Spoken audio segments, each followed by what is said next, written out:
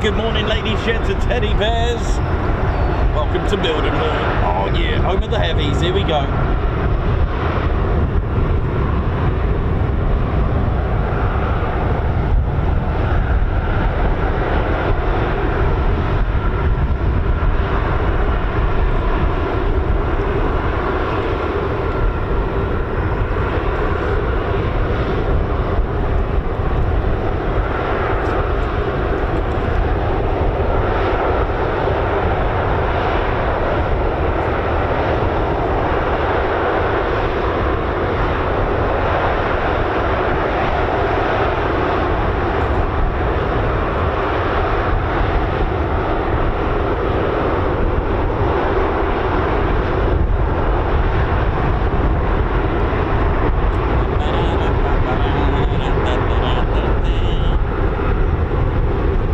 KC-135, welcome to RAF Mildenhall. A base built all the way back in 1934. And a legacy that still lives on with the 100th Bomb Group.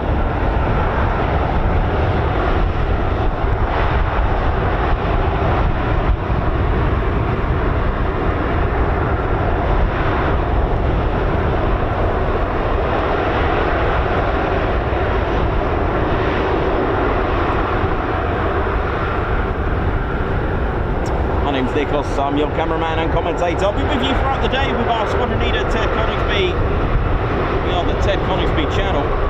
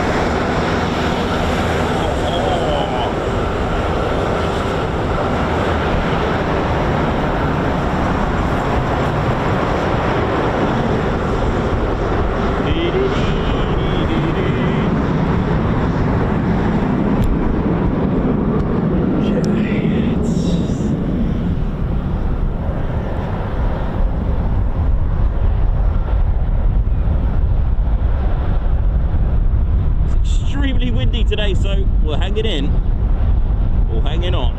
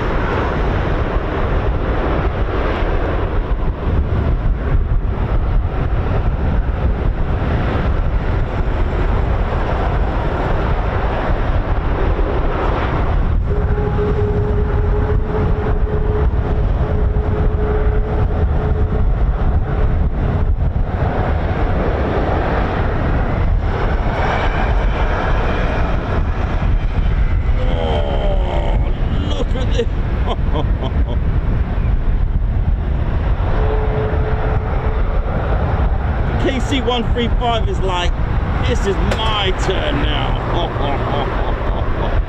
Here we are for the heavies, ladies, gents, teddy bears.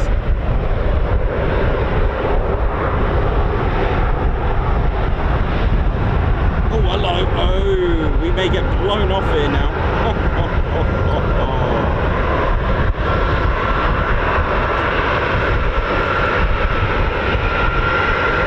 All-American girl, yeah.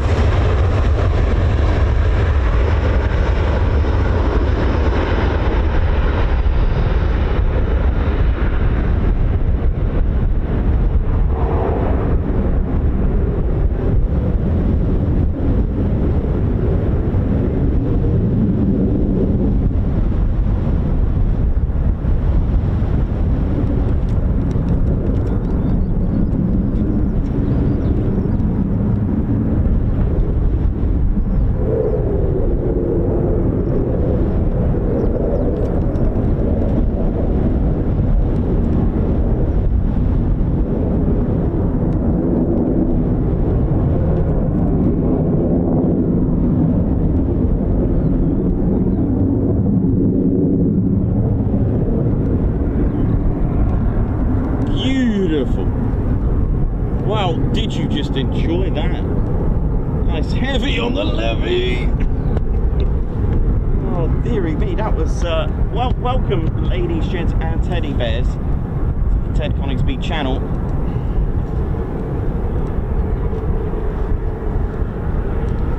And here we go. So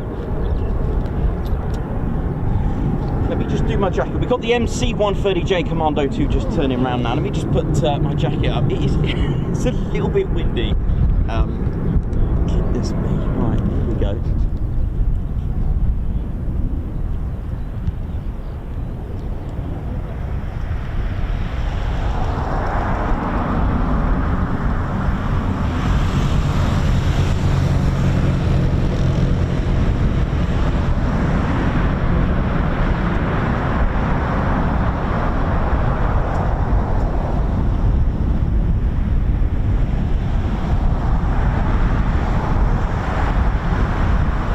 lovely little wink there, lovely.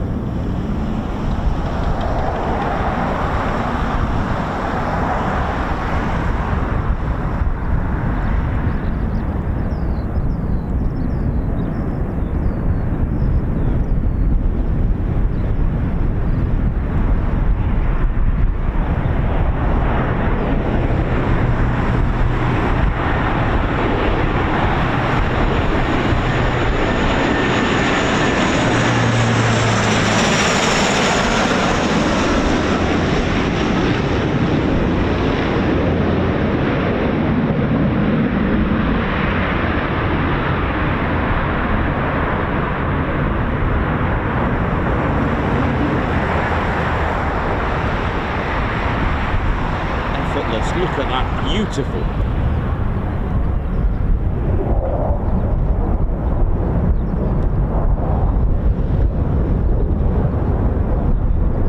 Smooth, like banana milkshake.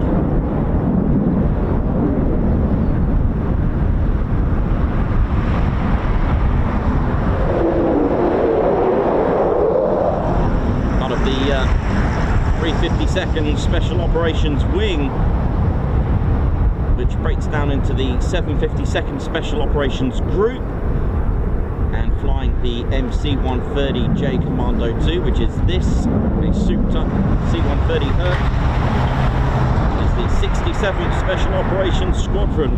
Oh yeah! The Night Owls, hence call sign Strix, comes from the Latin and Greek words for like a night owl, and part of the 752nd Special Ops, the 7th Special Operations Squadron, fly this, the CV-22 Osprey.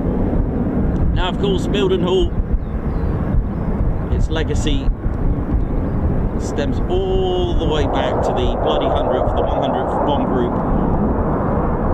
Their tail markings will always stay and remain, except that Mildenhall, their 100th Air Refeuling Wing, are the only wing actually flying it operationally, if that makes sense. So you could pose with your lineage and tail markings and special events and special days, but as far as I know, it's the 100th Air Refueling Wing. Now, the 4 bomb groups, the 4 bomb squadrons that were with the 100th Bomb Group at Thorpe Abbott Station 139 had 4 squadrons, and only the 1 squadron remains, the 351st Air Refueling Squadron, and of course they were the 351st Bomb Squadron at the time. Now, the nose art that you can see is from their B-17s when they were flying the B-17s at Thorpe Abbott Station 139, and it's nice that the legacy lives on. So not only does their tail marking live on and fly with them today, they actually include the nose art as well, which for me, that is absolutely special.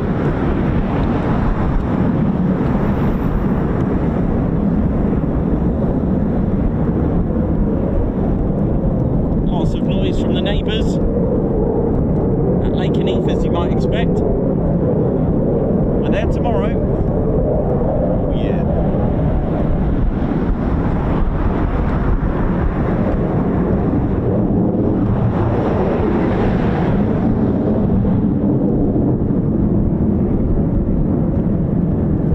Well, not a bad start. A couple of circuits and a departure.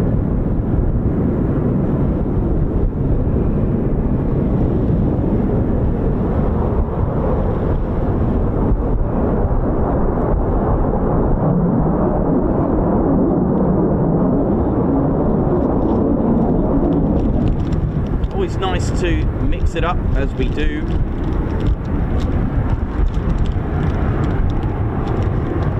It's like something's firing up over the other side, so good.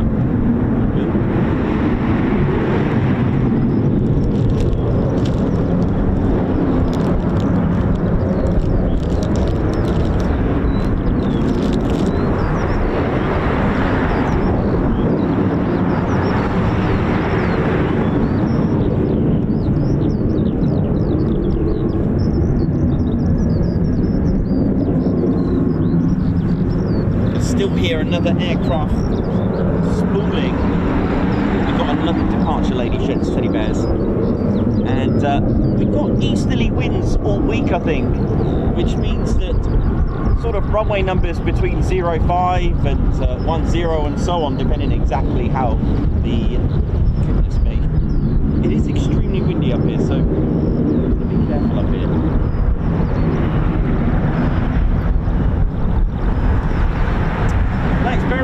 Collapse, Squawking Hawk is pinging, and I can hear her moving. This could be good.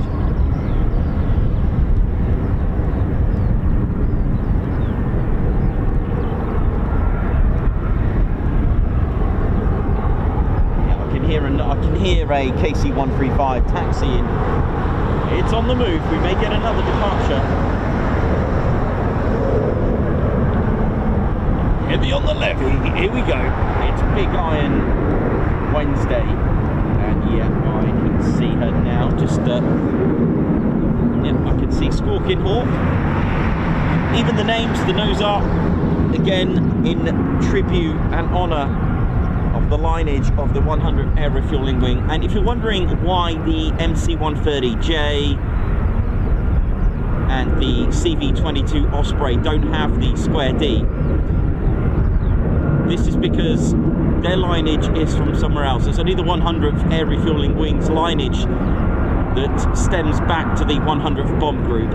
There's also the 95th Reconnaissance Squadron here, part of 55th Wing, based at Offord Air Base, and they have their range of RC-135s, from Rivet Joints to combat sent to all sorts of things.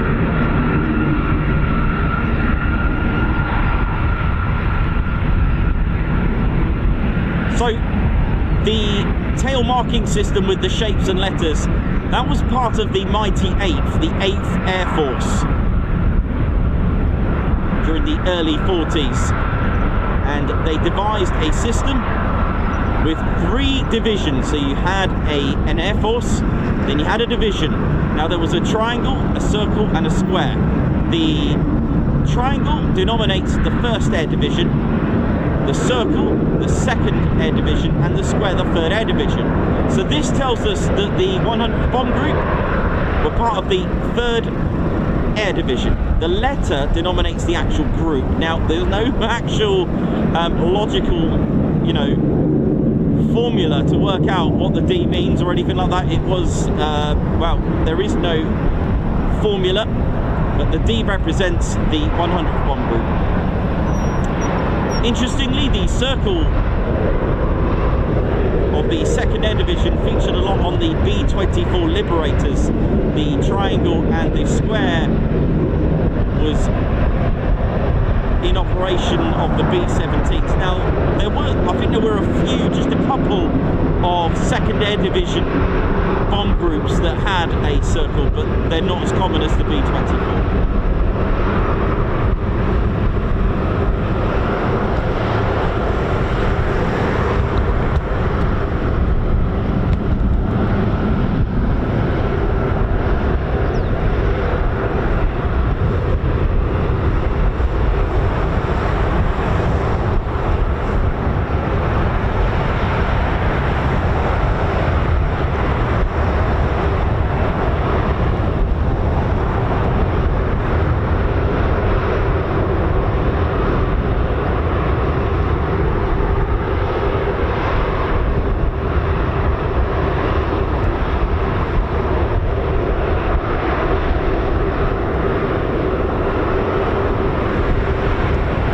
the 100th Air Refueling Wing, like I said, their history dates back, and it's very famous. famous the Bloody 100th. It was stationed at RAF Thorpe Abbots in 1943.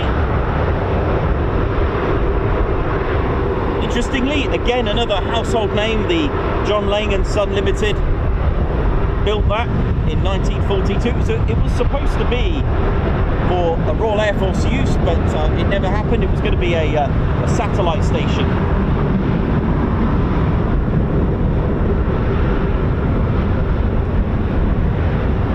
For the, I think it was RAF Horham, which was quite not too far away from there, but the build-up of the 8th Air Force meant one thing: time for a new bomb group to arrive.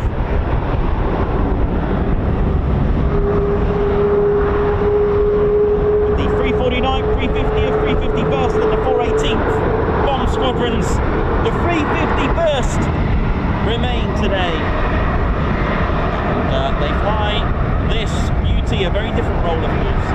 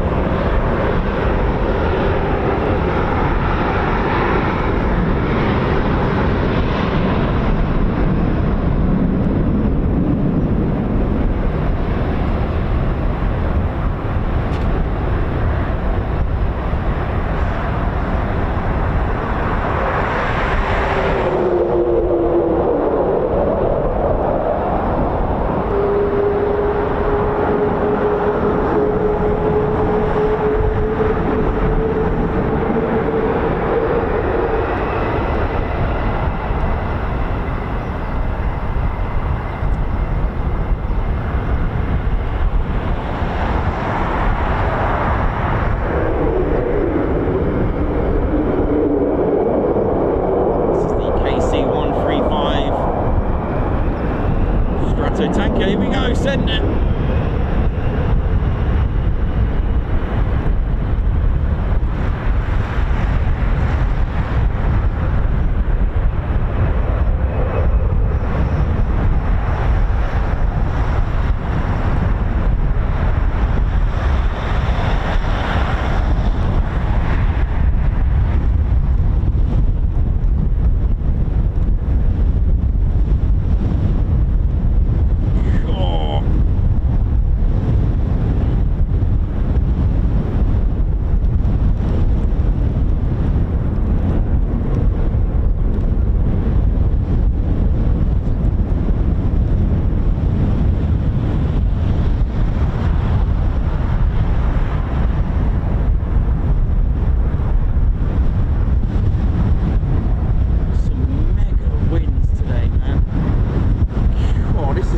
Challenge up here, I can tell you that.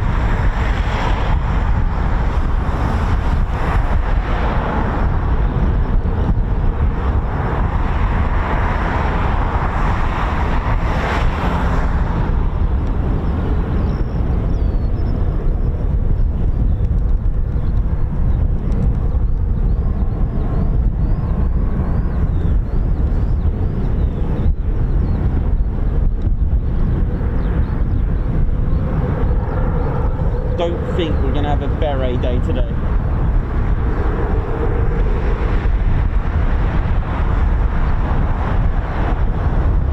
Woo.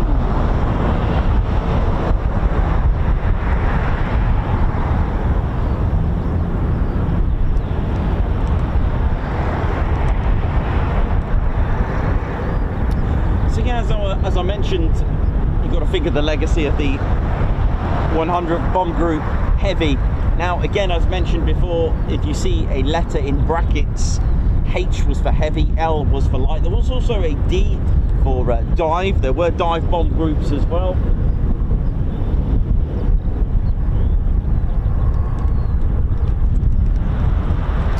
Activated on the 1st of June 1942 as the 100th Bomb Group.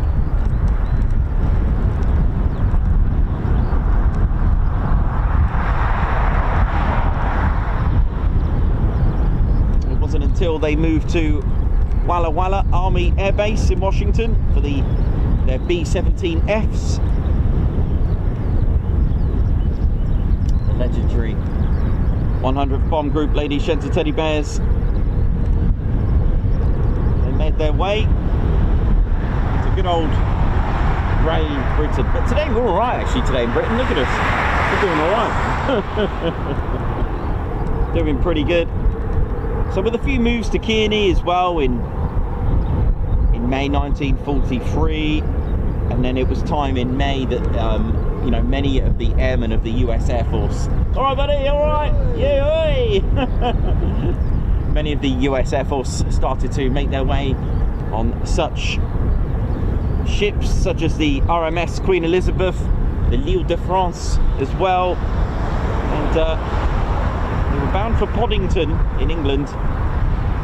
They set sail from New York and arrived at RAF Thorpe Abbotts, and on the 25th of June 1943, the 100th Bomb Group, that's when it flew its first 8th Air Force combat mission, bombing the U-boat yards at Bremen, and the beginning of the bloody 100th legacy began. Now, they got their name not because they lost the most losses. There were other bomb groups that lost the most, so you're probably thinking, well, how have they got that name? It's to do with the amount of losses in any one mission. The group focused its bombing attacks against German airfields, industrial plants and naval facilities in France. So this, you know, exposed them to a lot of flak and anti-aircraft fire, and of course 109s and 190s as well. Facilities in France, Germany, Poland, the Netherlands, Norway, Romania and Ukraine.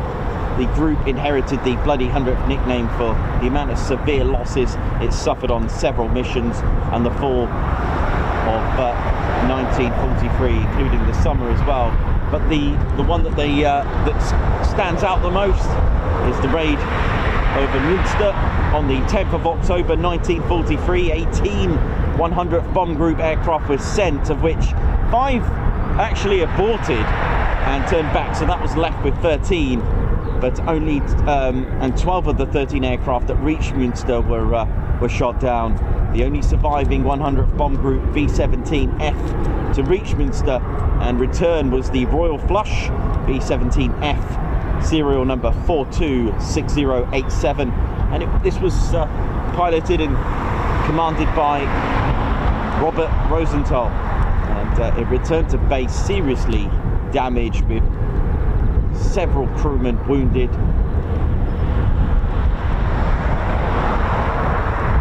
But the group have a Distinguished Unit Citation awarded to them in August 1943 after the attack on the German aircraft factory at Regensburg. Pretty sure the Regensburg had the, I think it was the Dornier, that 335 that they really wanted to get rid of and disrupt. That was a threat to the Royal Air Force. It was a very interesting design, that one. It had, do you know what, I'll bring it on the show soon. I haven't got that one with me. I do have that. It was a threat due to the fact that it could reach speeds of 445 miles an hour for a propelled aircraft during that time, with a very innovative design. It had a propeller at the front, on the nose and the rear of the aircraft. So this was something they really wanted to get rid of. They took part in Operation Argument, which is Big Week, which was a whole week in February of raids where the Royal Air Force and the US Air Force battered back-to-back non-stop bombing missions in Big Week. It was an attempt to force a decisive battle with the Luftwaffe and gain air superiority. In March 1944, the 100th Bomb Group completed a succession of attacks on Berlin and received its second Distinguished Unit Citation of the war.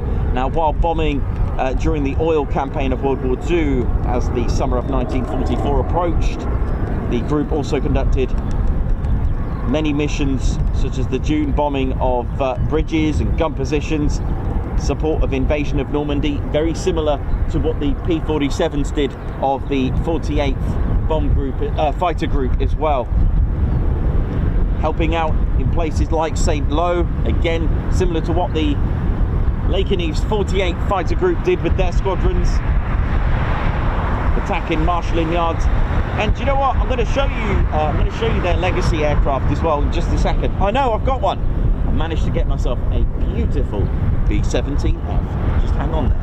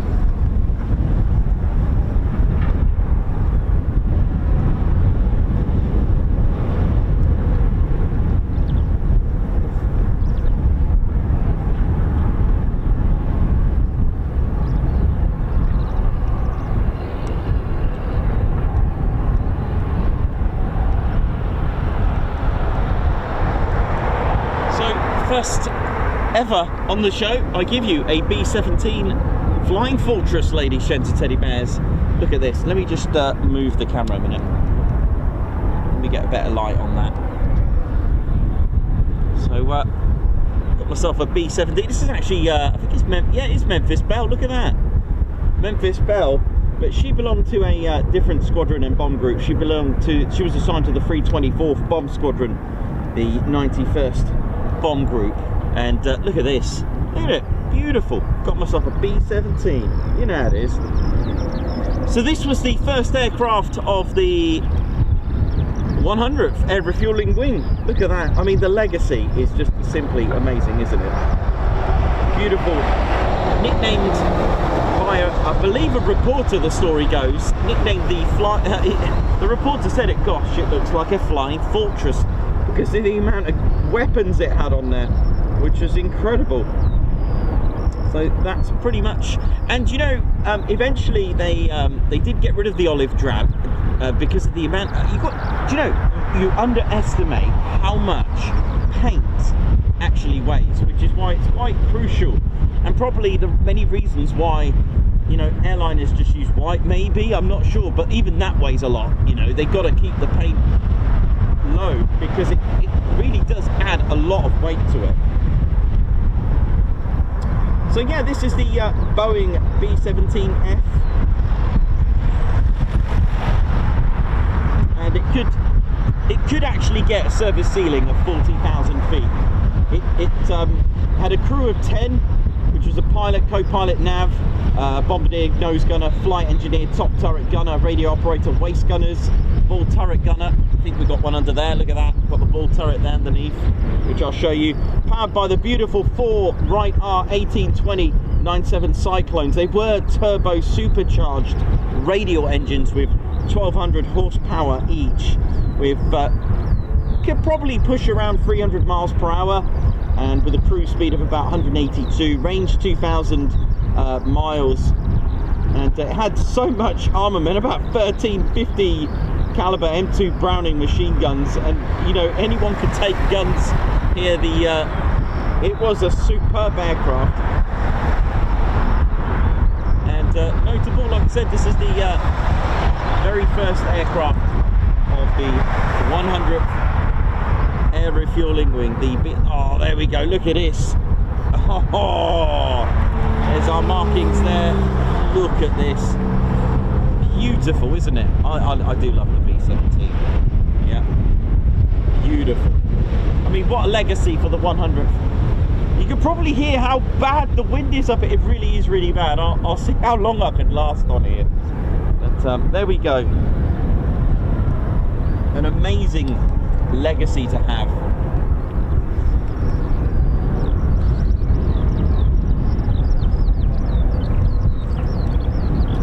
my first B-17 of the show. And our 100th bomb group B-17s would have had the Square D. There we go.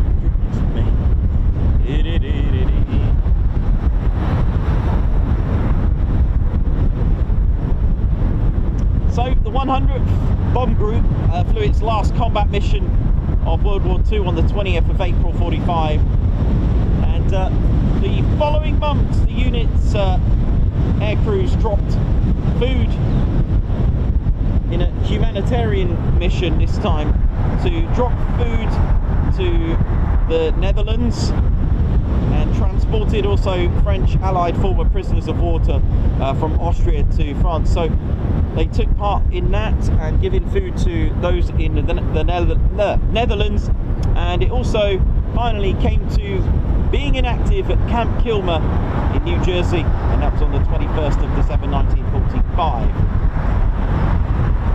29th of May 1947, Headquarters Army Air Forces reactivated the 100th Bomb Group at Miami Army Airfield, but this time the activation meant to be trained on a new aircraft, which was a B-29 Super Fortress. They were attached to the 49th Bombardment Wing. At the time, again, same as the 48th, during that time, they did not get wing status. The wing status for the 48th Fighter Wing at Lakenheath, they got their wing status in 52. But the 100th were under the 49th Bomb Wing. Later it became an air division, and it's there we go. So the 100th Bomb Wing finally activated as a medium, and established on the 23rd of March 1953 as part of Strategic Air Command. So not long after the 48th Fighter Wing as well. But the wing was not activated though until the 1st of January 1956. So although established in Strategic Air Command, it officially activated on the 1st of Jan 1956. The delay, by the way, was due to construction at the unit's program base at Portsmouth Air Force Base, later renamed to Pease Air Force Base, New Hampshire. Anyway, construction was complete. 1955, the 100th Bomb Wing assigned to the 8th Air Force. Now, during their time of being early stages of becoming a wing, they were flying the B-47E Stratojet, which was, for those that don't, I'd love to get one on the show. It was a swift wing medium, and from what I've read, I believe they did some rolling deployments in the late 50s at Brize Norton and Fairford as well. During this time, the B-47s from New Hampshire operated from Brize Norton with the B-47s. In the early 60s, the B-47 was considered to be reaching obsolescence and was being phased out as part of the Strategic Air Command's inventory. So a few changes with that.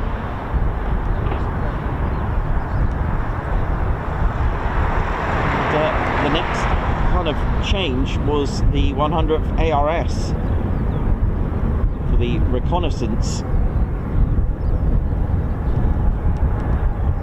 and it became the 100th Strategic Reconnaissance Wing. So they went from being a bomb group to a bomb wing to a Strategic Reconnaissance Wing. And,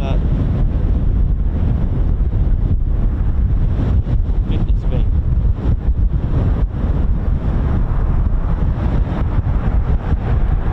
So the 349th Strategic Reconnaissance Squadron of the wing took over the Lockheed U-2 as well.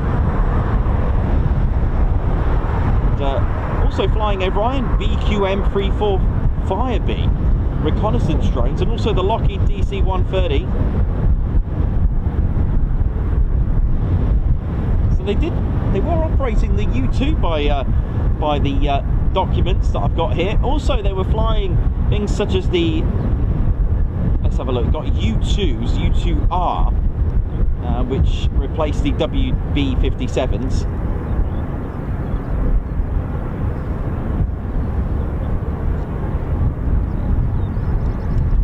So they've had a bit of a history, and then finally after that, the next stage was to become an air refueling wing. Now, they started to change things. The 99th Strategic Reconnaissance Squadron and its U2s were returned to UTAP power and were assigned to the 9th Strategic Reconnaissance Wing on the 1st of July 1976, who also were operating the Strategic Reconnaissance Squadron's SR-71 Blackbirds that were actually here at Mildenhall and Beale Air Force Base as well. Goodness me, it is really bad up here.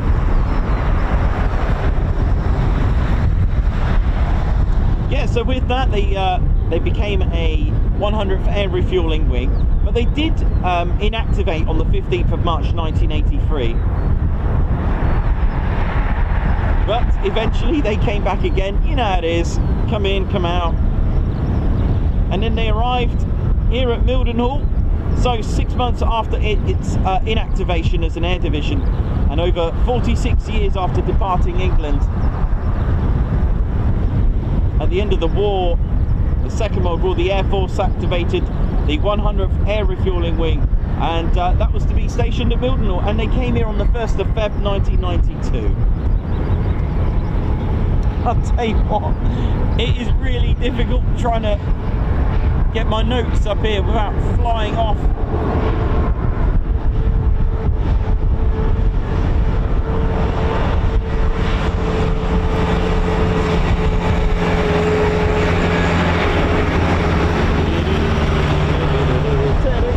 Teddy!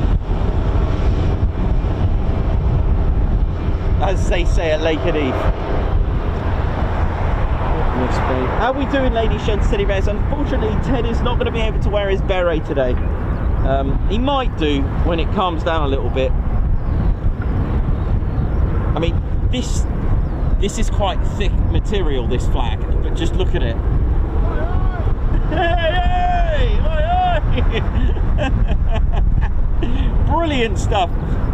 So, Ted, no beret day today, mate. Now we'll let you off. It'll end up in Chatteris at this rate. Or Ely. How about Ely? This is our squadron leader, Ted Coningsby, and we're just about hanging on. And Ted's doing his backwards march. The backwards march, the backwards march, the backwards march, the backwards march.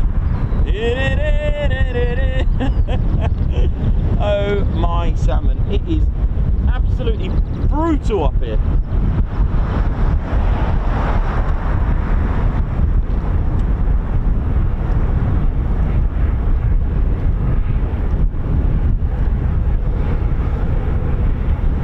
Hope we're all good, ladies, gents, and teddy bears, and well.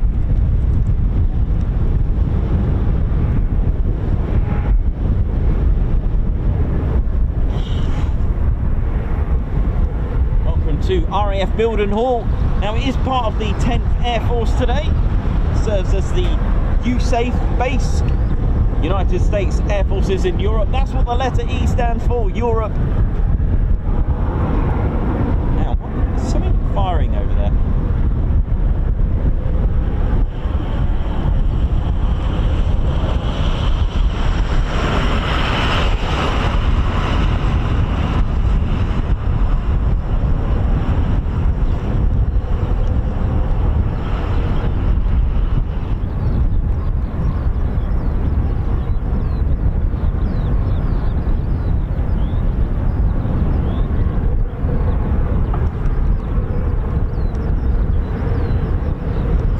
Good, ladies, gents, teddy bears, and feeling good, feeling well. Good to have you with us.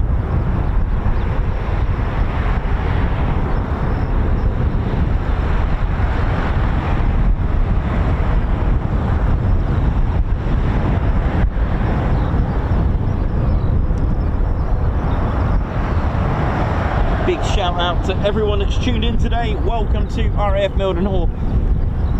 And it's a pleasure always to be here. Now, it's usually nice and chilled out, but today it's a bit rocky, it's a bit punchy and choppy out here, just trying to hang on. Just hope it just calms down a little bit. It's, it just adds to more survivability out here. So, who do we have here? So, just a quick rundown. So, we've got the 100th Air Refueling Wing at Mildenhall. Now, all these components and groups and wings, they all make up Team Mildenhall. They are a team. It is one, you could call it one unique, one family. But the 100th Air Refueling Wing, they have the KC-135 Stratotanker. It can refuel air-to-air with a boomstick or both, and or the drogue and probe method with the huge basket as well. They do refuel both RAF and US Air Force and of course NATO aircraft when they go out. So they do both, they do refuel both. So if you see a tanker up, doesn't mean that Lakenheath will start. It could be for RAF operations as well between them. Also we have the 352nd Special Operations Wing. They are the bad boys, right? They are special ops, and they fly the MC-130J Commando 2. That'll be the 67th Special Operations Squadron. And the CV-22 Osprey, flown by the 7th Special Operations Squadron as well. Oh yeah, so the 7th fly the CV-22 Osprey, and the 67th fly the MC-130J. So as far as group is concerned, the operations group, don't forget that is the flying component. That is the 752nd. We also have, as mentioned, I can't see any of the tails here, but we do have the 95th Reconnaissance Squadron here, who are part of 55th Wing, and they fly various RC-135 variants.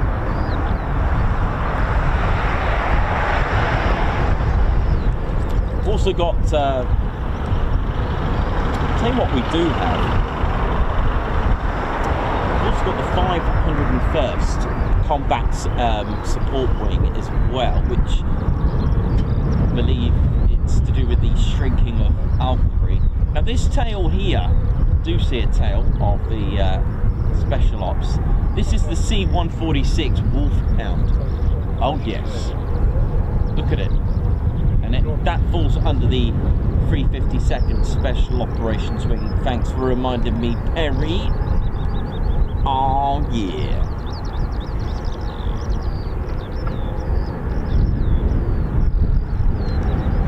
So I think that is just about it for the rundown of what's who's who and what's here. But don't forget, it is Team Mildenhall. It's made up of a lot of components. You got the QA, the quality assurance. You got the 100th LRS, that's Logistics Readiness Squadron. The Security Forces, OSI, SF, LE. How you all doing? Communications, controllers, you got them all here. You got them all. And just to think that way back when Mildenhall was built in 1934, it served as a main base, and when Lakenheath was finally operated, it was under the command of, it was operating as a satellite station, Lakenheath, to Mildenhall. So there we go. Seen many aircraft here at Mildenhall. It was one of not the, but one of the biggest airfields, bomber command stations in Britain at its time. I suppose you've only got to look at the vastness of the base. I mean, Handley Page Hayford's was the first ever bomber here, but the first operations were actually a bit of fun. In 1934, built on the 16th RAF Mildenhall of 1934. Its first ever operation was actually something a bit of fun, and to be honest, I've always said this, I really wish, actually when I get the Shuttleworth, I'll see if I can buy the model or something, but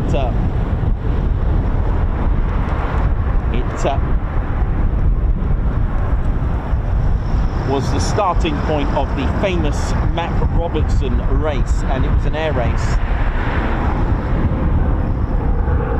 of the host the Royal Aero Club's prestigious Mac Robertson race. So that took part 4 days after Mildenhall was built. I know.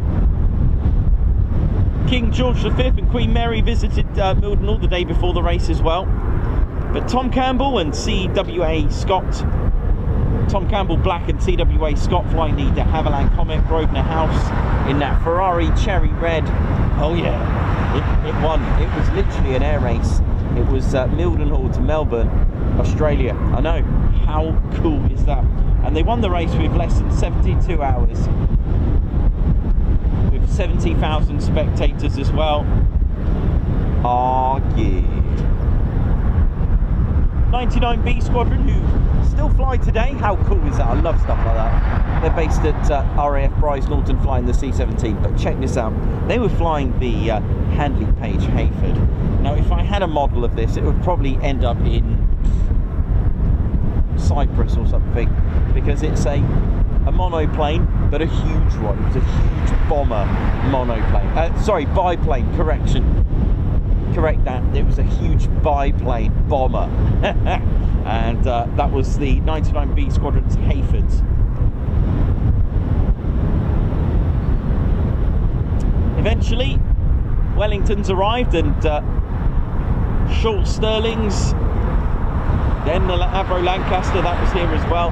There's a lot of history here, ladies, gents, teddy bears, and a lot of aircraft.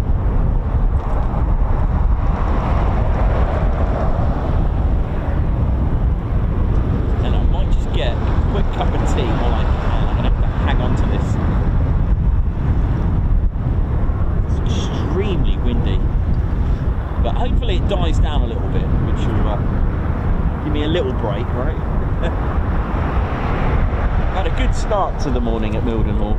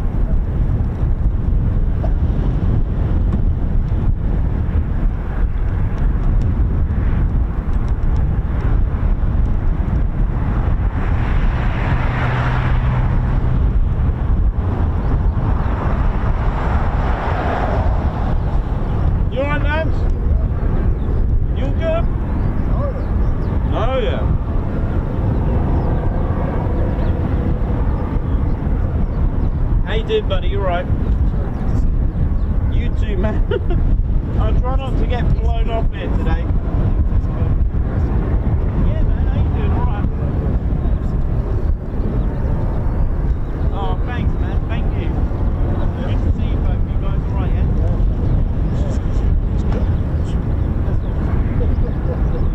How you doing, man? All right.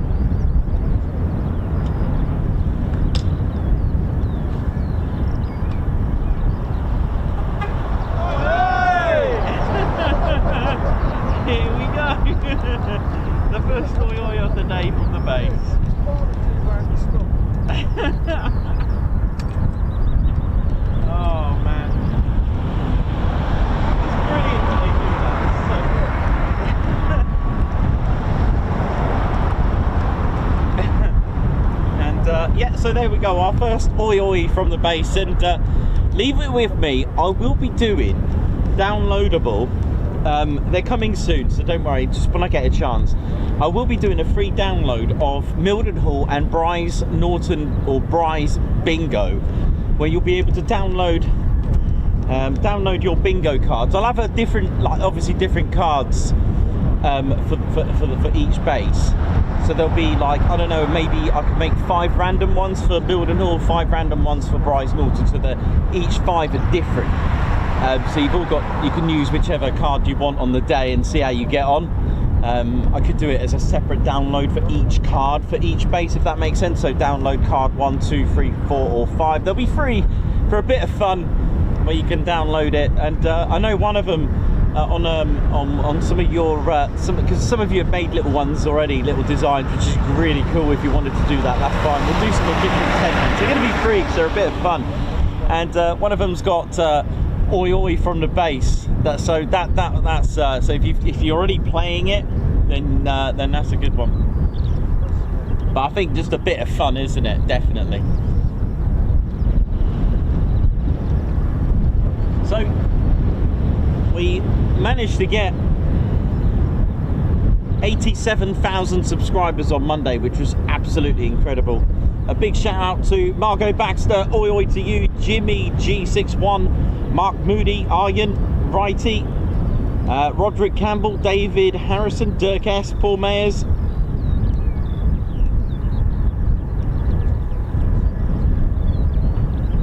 How you doing? How's everyone doing? Wee Stevie Boy, oi oi to you, Captain A, Chris Lewis, Perez, Matman Bush, Chris Blocks of Gucci Man.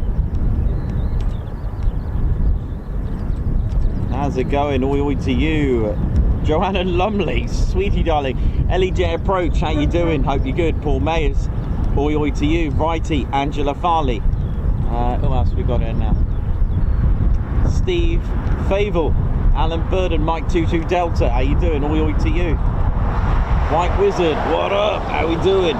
Mark Dudley.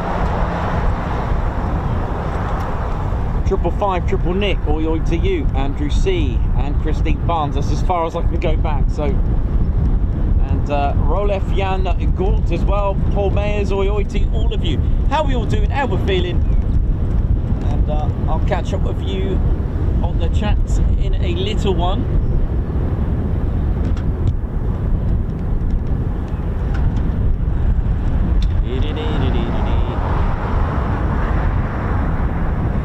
Got the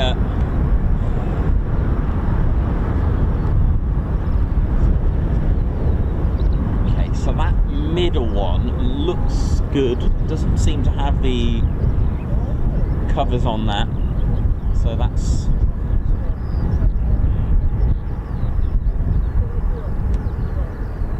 that may be one to catch later. But what I love about Mildenhall, it's different every time.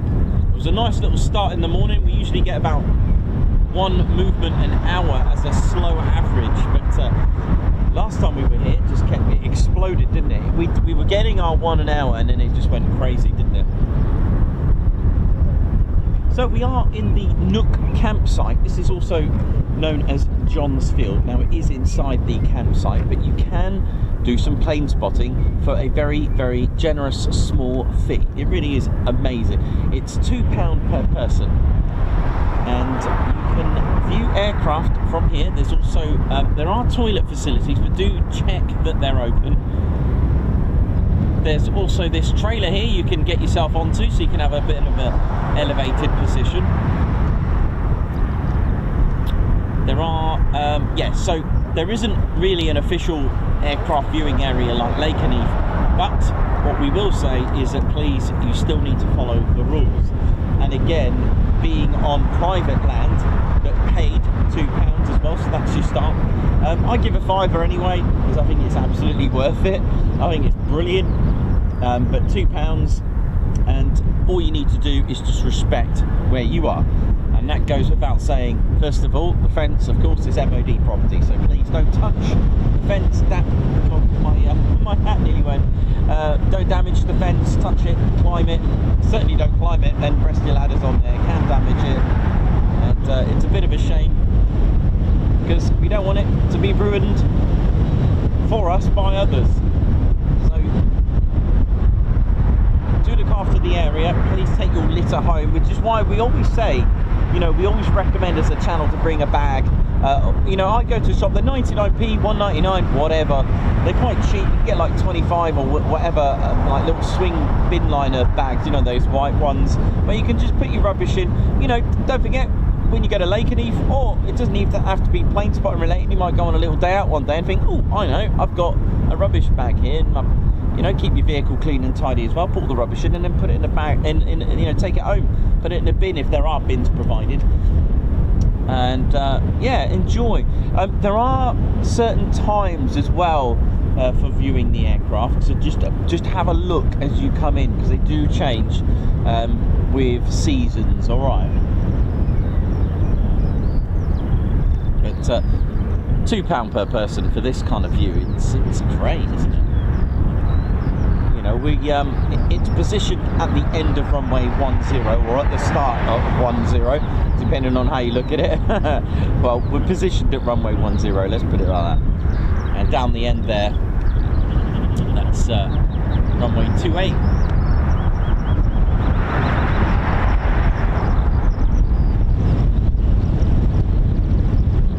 I must say, it's extreme. I don't know if you can probably hear it on the on your sounds at home. It's ridiculous.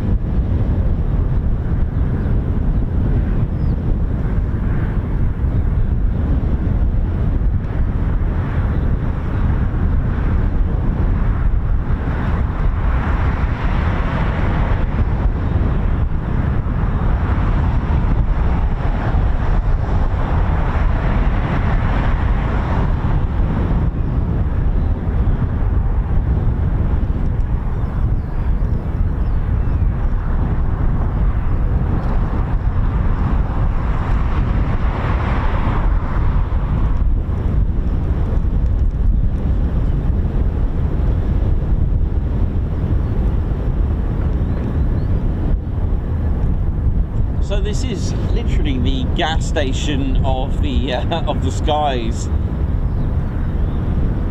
here at Mildenhall. That's what they take care of, and of course special ops as well.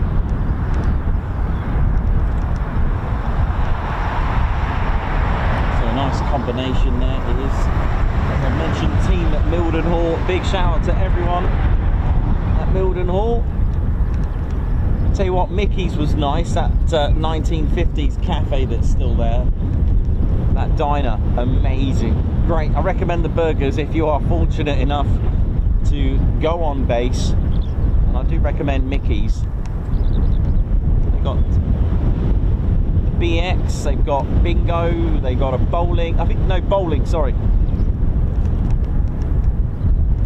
The chapel was lovely to go in because the stained glass windows featured all the aircraft of Mildenhall. It was amazing, really touching. That really nice, really nice to see that. Did post the photos for our members on our YouTube post. That was pretty cool. I think the community tab has gone now. I think they've replaced it on YouTube with posts. I quite like the community bit, but oh well, they've changed it now. There we go.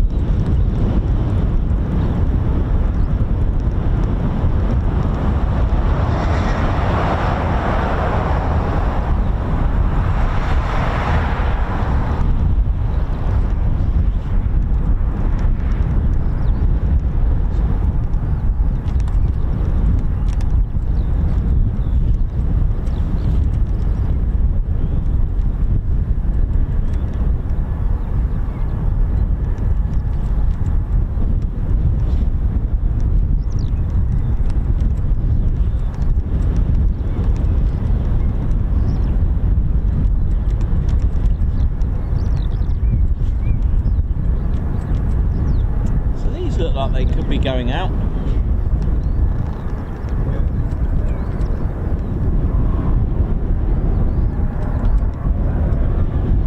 Oh, okay, as soon as I've said that, can you hear that? Sounds like an engine just started.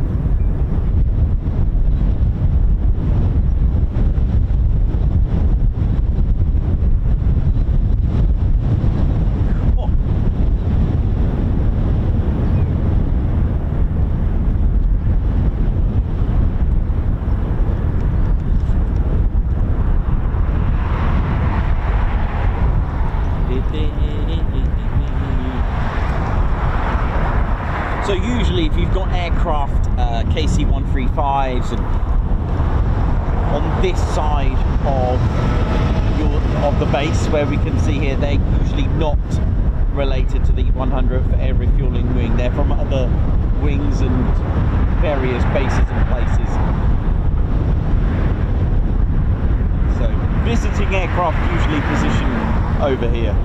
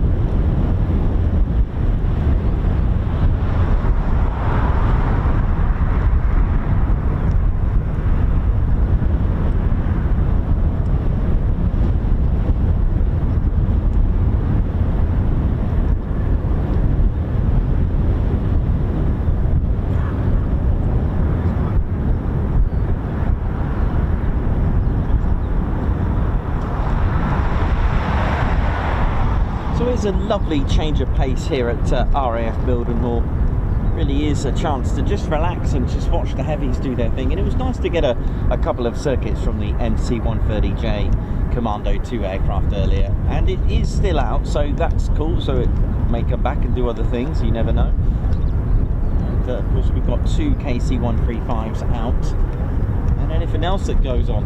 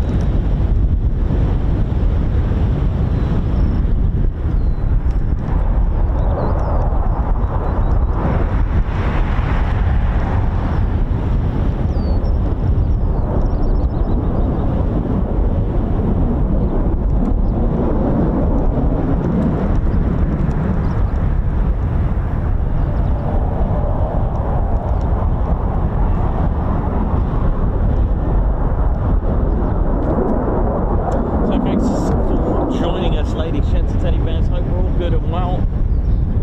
And midweek brings us to Mildenhall, and tomorrow we are at RAF Lakenheath for some fighter jet action. Oh yes. Hopefully the wind isn't like this, because actually I've got a feeling it might be quite windy tomorrow, but we'll see. We'll see. Hopefully it dies down and gives some bit of leeway. And then we're back at Marham, I know. Back at Marham to finish up the week. Very, very interesting.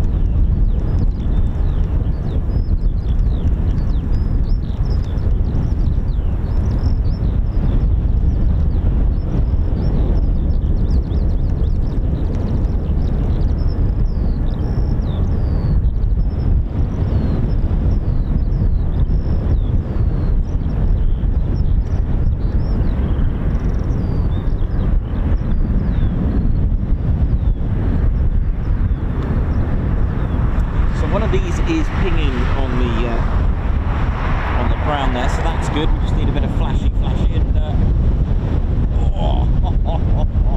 it's a really punchy wind, so it must be about 25 miles per hour at this rate.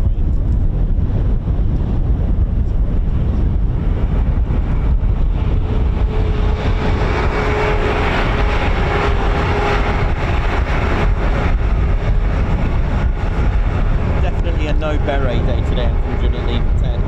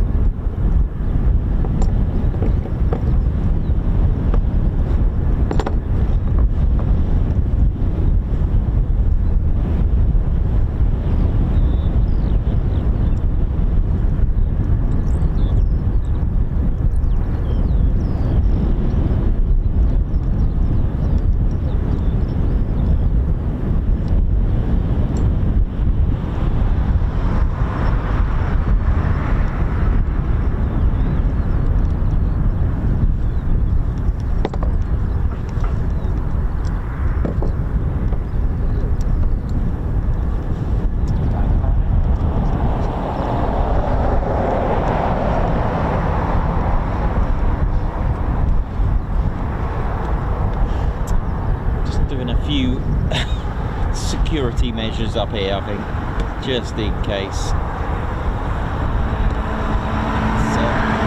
It's actually quite bad to what I thought it was going to be, so just bear with me a moment while I'll just get this all safe and secure.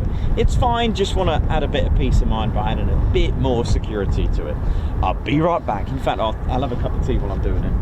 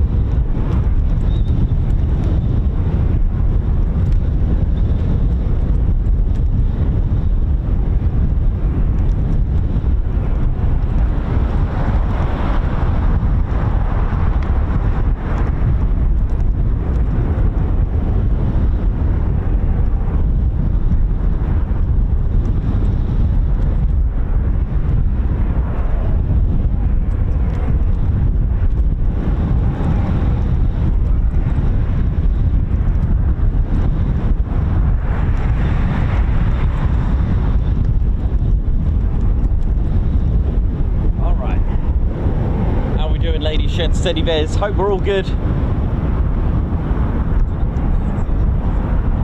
And, hopefully we'll get some movement very shortly. I can certainly hear something going on.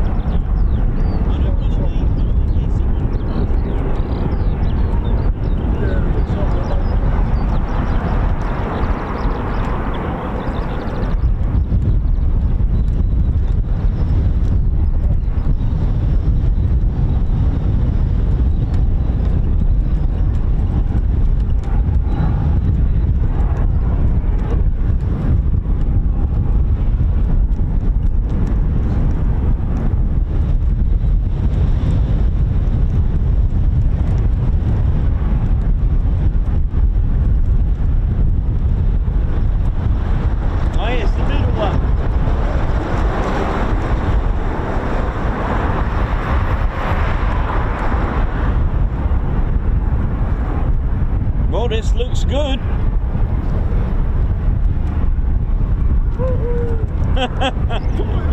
Oi, oi!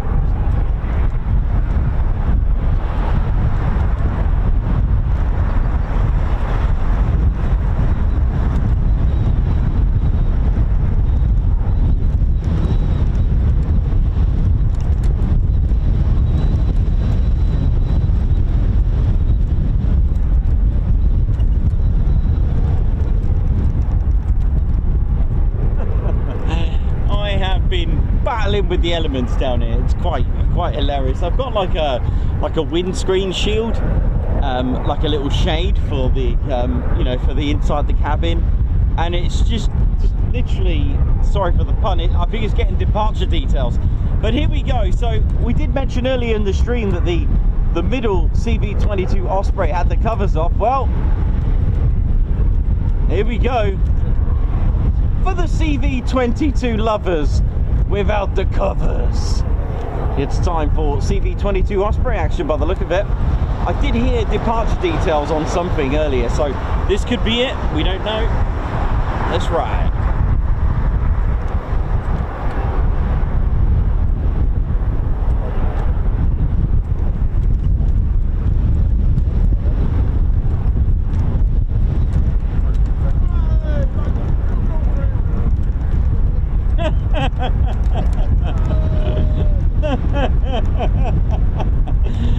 Oh, love it. Love the energy coming from the two guys over here. It's brilliant. Love it.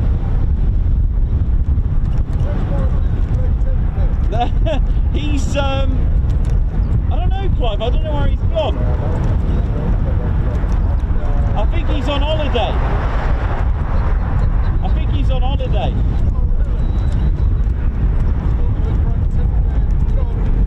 Yeah, yeah.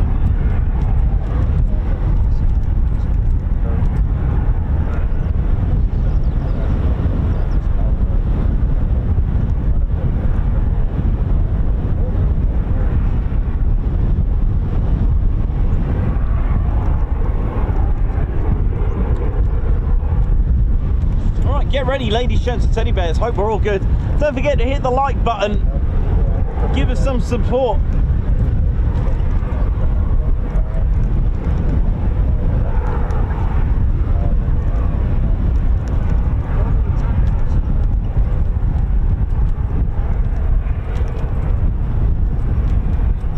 Yep. Also got one of the tankers getting departure details as well. Come on.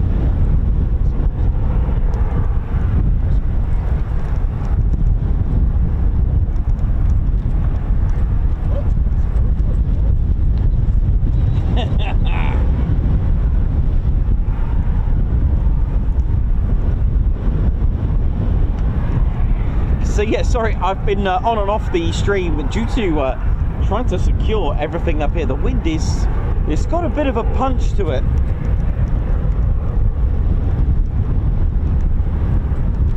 It's about 25 miles per hour as the windsock is fully horizontal.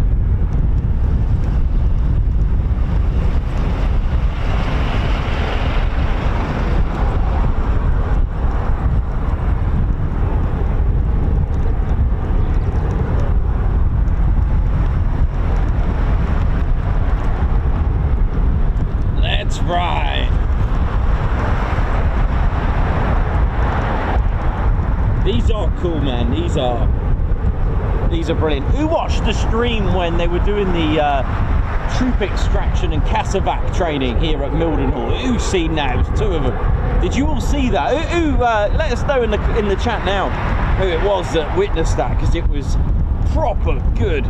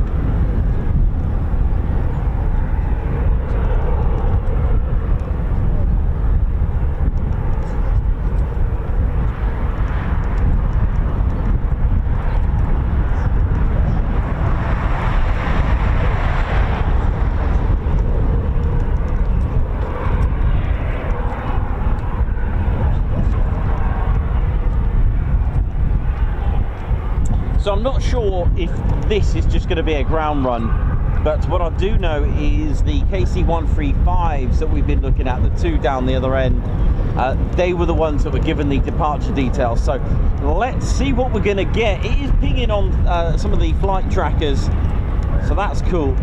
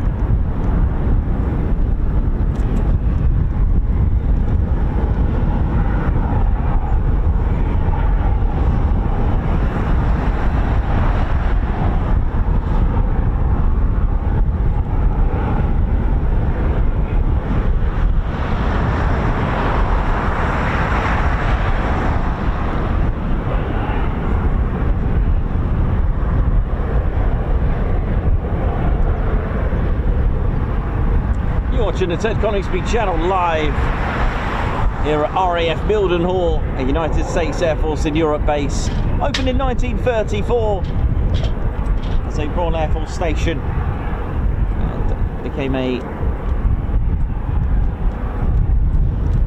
joint Royal Air Force station and United States Air Force station in the 1950s.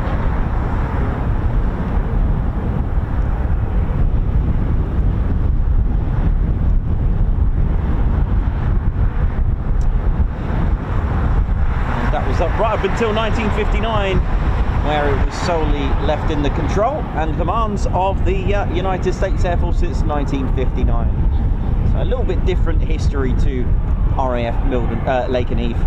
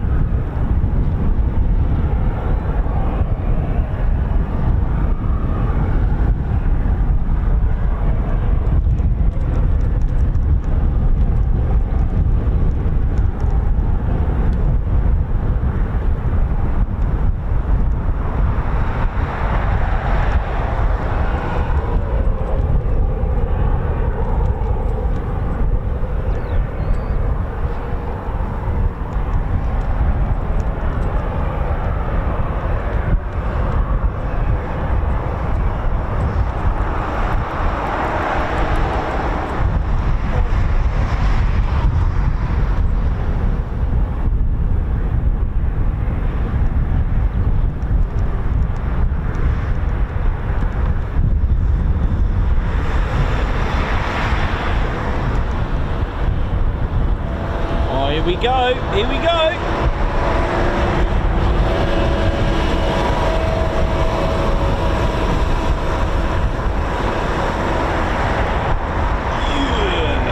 Get in.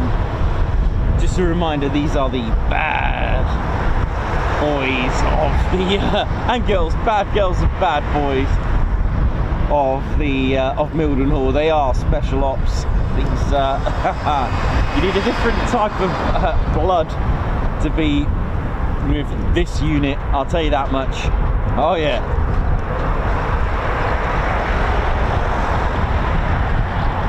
And their lineage stems all the way back to special operations from the Second World War. So their lineage is pure, through and through, commando special ops.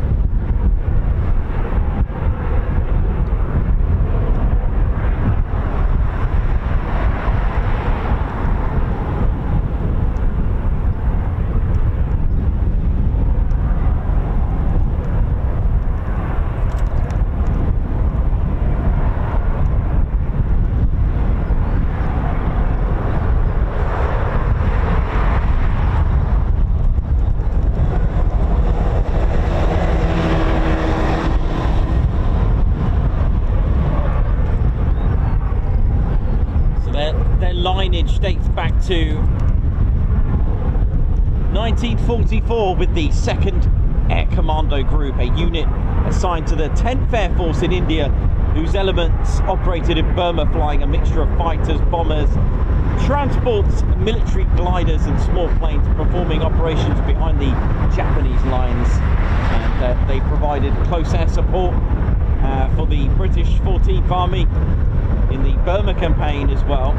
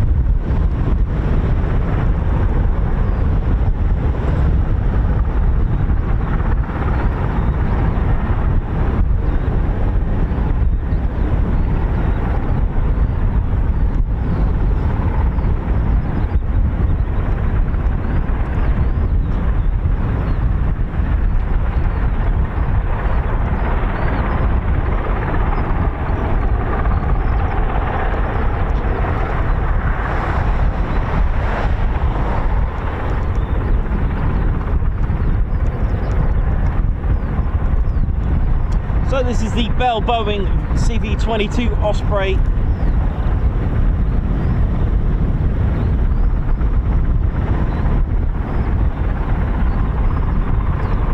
Designed for special ops to get you out of trouble in hostile environments. A tilt rotor, mix of VTOL, STOL, vol, everything. It can vertically take off, it can conventionally take off, it can conventionally land, and it can vertically land. So it can turn itself into a plane or a helicopter, whichever you wish. First flight, 19th of March 1989,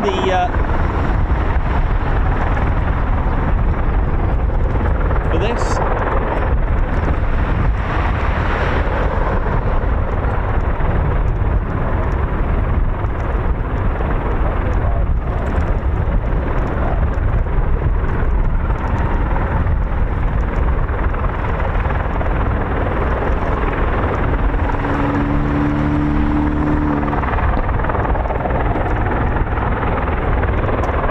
Around 20,000 pounds of internal cargo as well, powered by the two of the Rolls-Royce T406 AD400 turbo shaft engines with 6,150 horsepower. The rotor diameter is 38 feet on each one. And when you consider the Chinook 67 or so, I think it's something like 68 foot. That's impressive. You can then got to admire the Chinook's fantastic and huge rotors. Max speed around 316 miles per hour with a range of 879 nautical miles. That's 1,012 miles with a combat range of 390 nautical miles. That's 450 miles. Surface ceiling around 25,000 feet.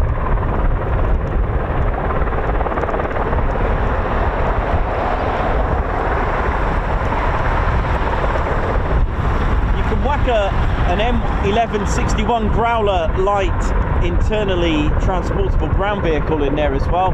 24 troops as well with that, or 32 troops floor loaded.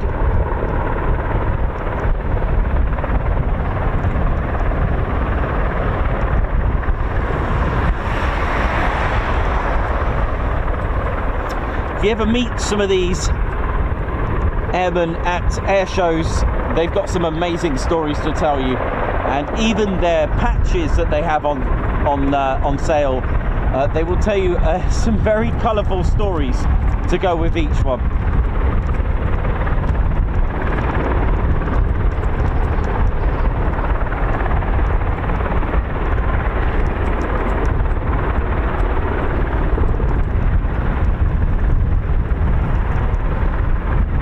Here at Mildenhall, we've seen them perform special tactics, CASEVAC training, troop extraction.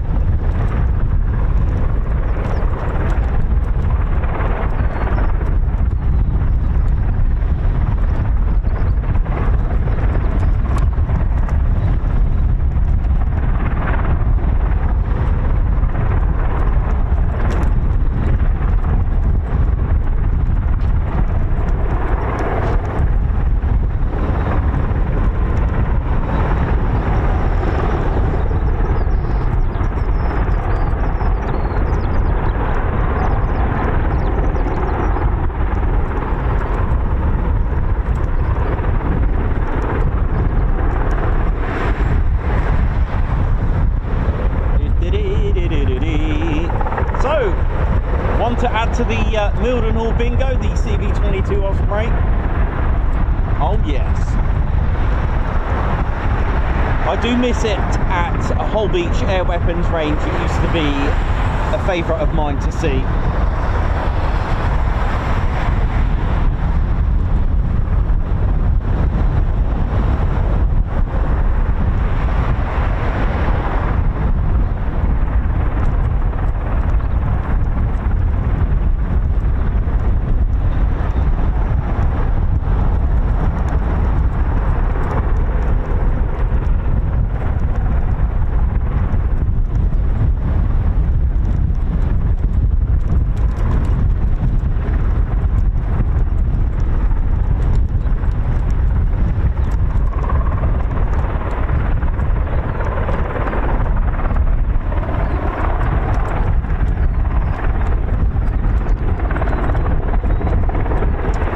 Joined us, welcome to the Ted Conisbee channel.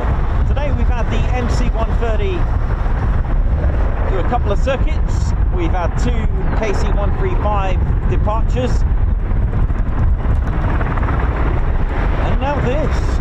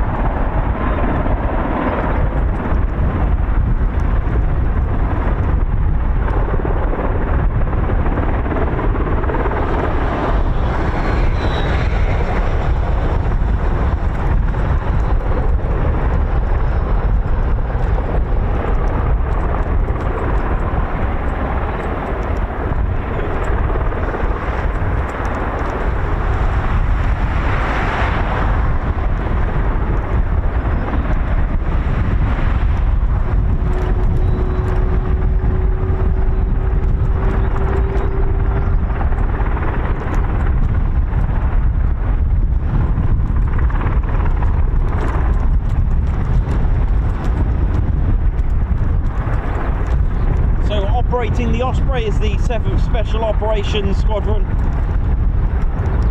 component of the 752nd Special Operations Group, and they're part of the United States Special Operations Command, and they're able to deploy or extract troops from hostile, sensitive or otherwise undesirable, non-posh locations. Well, posh as well if needs be.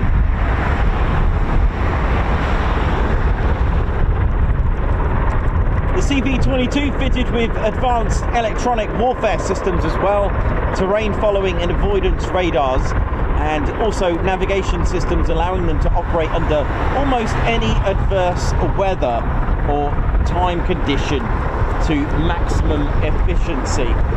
Now, the legacy of the 7th, they were part of the 27th Tactical Reconnaissance Squadron, which was a unit assigned to the 3rd Air Force in July 1942 to 43, and that was in southeastern US, and it provided aerial support for the training ground forces later as the 167th Liaison Squadron.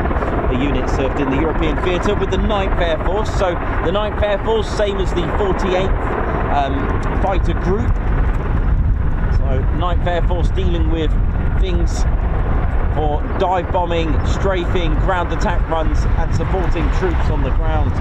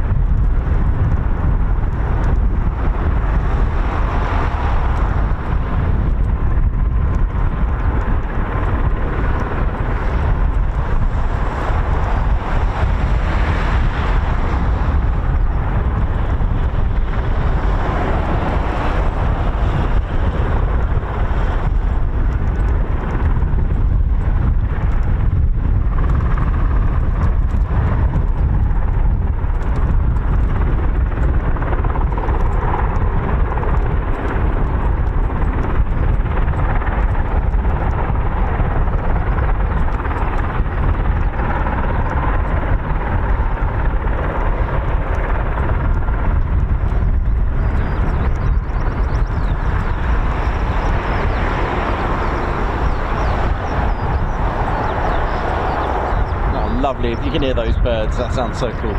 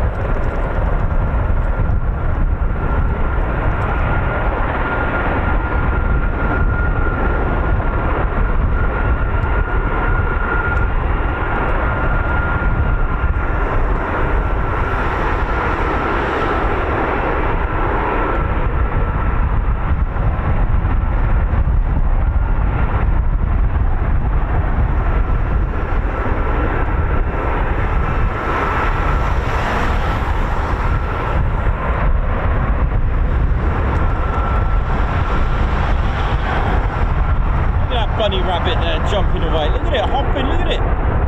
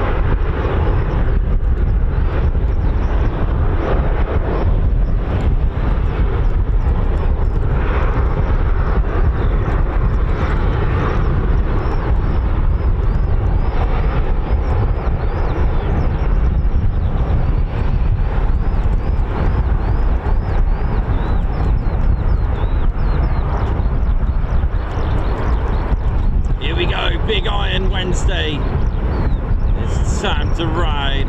It's time to send it.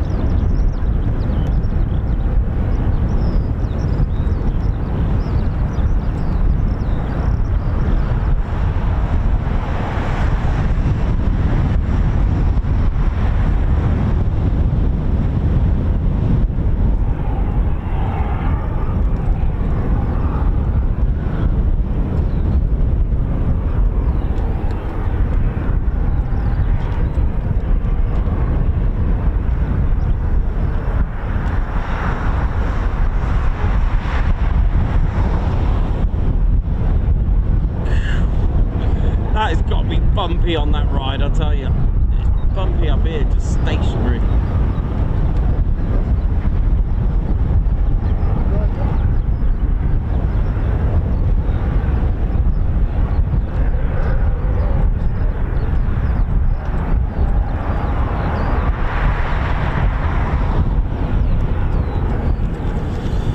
Well, that was nice to see, wasn't it?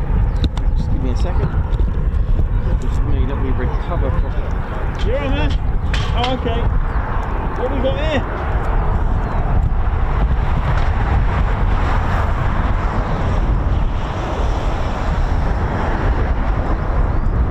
Thank you.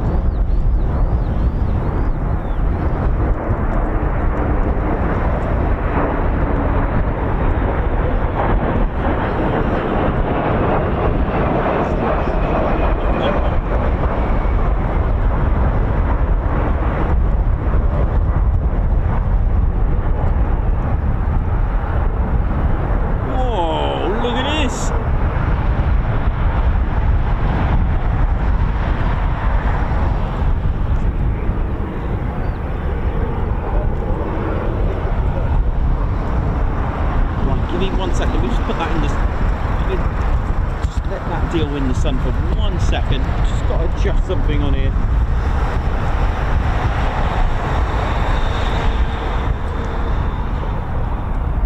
Right, and then I can adjust it. Okay, sorry about that. The tripod's taken a back. Would you believe the wind has blown the tripod to a point where it's just adjusted itself to like, help me. There's the bus, a classic bus.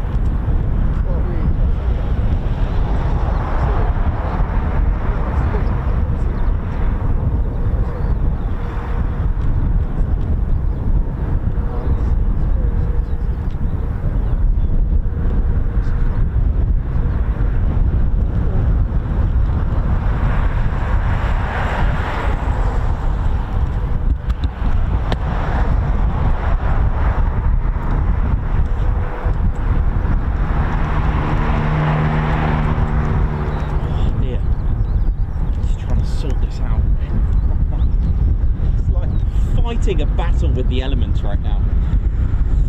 My feet are killing me, just trying to keep locked.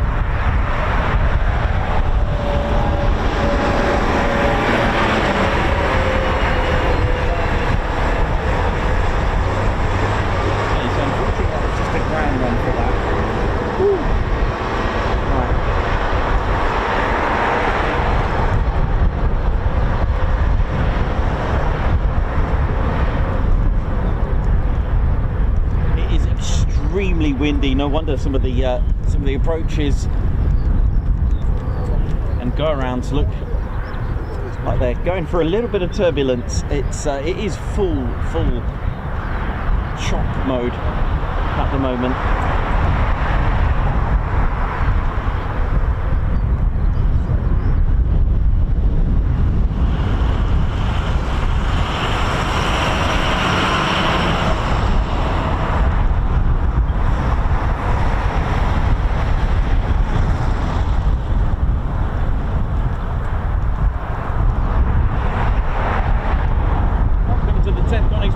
Enjoying this. We've got 25 miles per hour plus winds at the moment. We're hanging in there.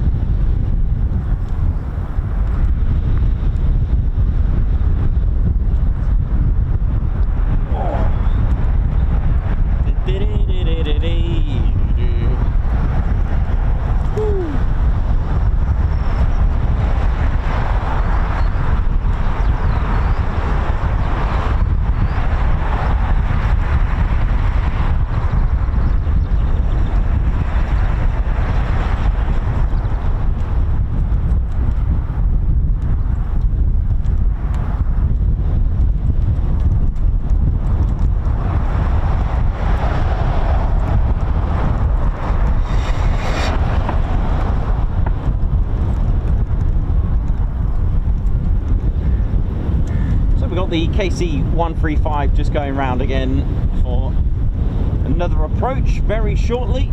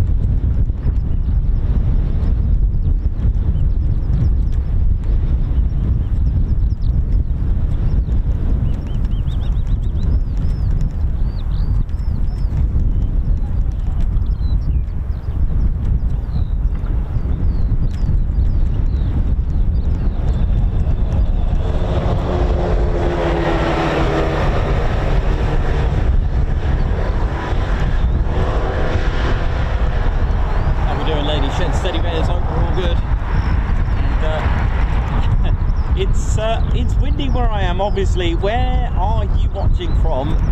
And is it windy where you are? Because it's horrendous here, it really is. The wind stopped blowing now. I believe there's got a hole in that. Now it's a shadow, isn't it? Now, usually with the red and white stripy ones, I think civilian ones or military, they have different speeds, but I think it's in 3 or 5 miles per hour increments. So that would mean 25 miles per hour fully out like that. So yeah, that's the shadow. But and pilots can use that as a quick reference to see if it's gusting. So if it's halfway, it's about what, 17? Yeah, about that. But, yeah, amazing, isn't it? Sorry, 12.5 miles per hour or thereabouts, isn't it? So pilots can use that as a guide. Now, like I said, with the stripy ones, they're in increments where the rings stop, where the ring makes the next colour, red or white. And pilots can use that as a guide just to before takeoff.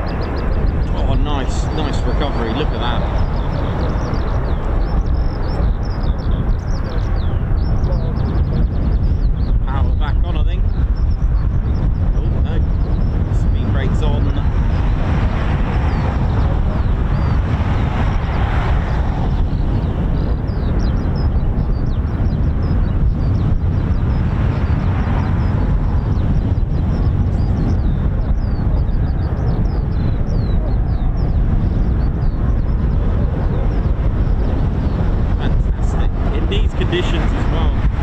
Absolutely amazing.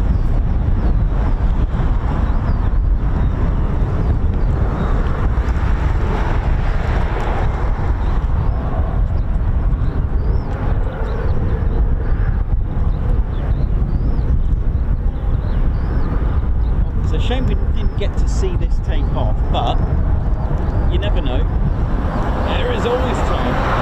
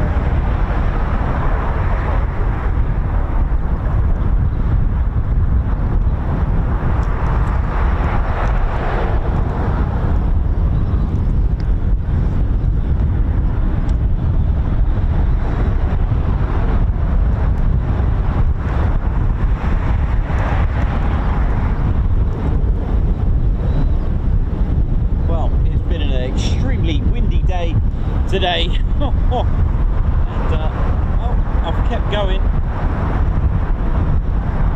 Didn't quite catch the call sign, but I think it's going to be an engine run. I'm not sure on which aircraft at the moment, so apologies for that, but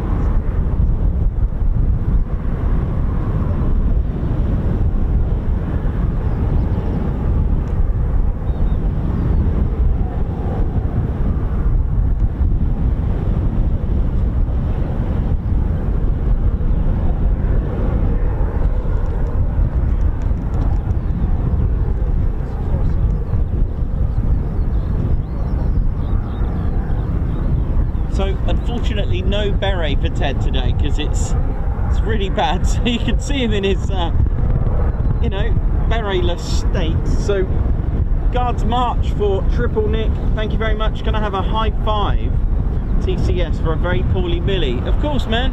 High five guards march.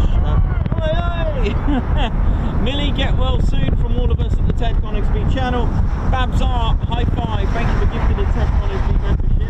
Guards march to you. Andy Kemp, guards march to you for joining the Ted Coningsby squadron. Thank you very much. High five. Margot, thank you very much for the super sticker. Guards march.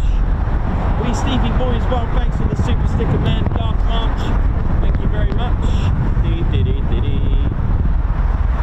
Thanks a lot,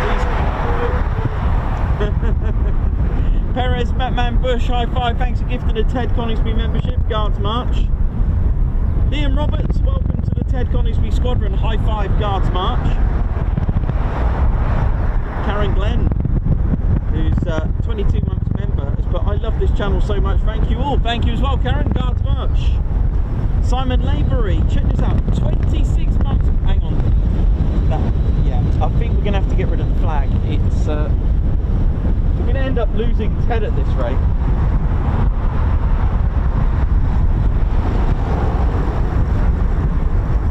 Simon Lavery, 26-month membership. Guards march. Congrats on 87k. When I started following you, I think it was about 4k. Wow. Amazing. Thank you very much for being with us. 26 months from Simon Lavery. Ginger Bailey, thanks very much for the super sticker. Thank you very much. Hope to see you tomorrow. And Gary Lockton, thanks a lot for the super chat. Guards march.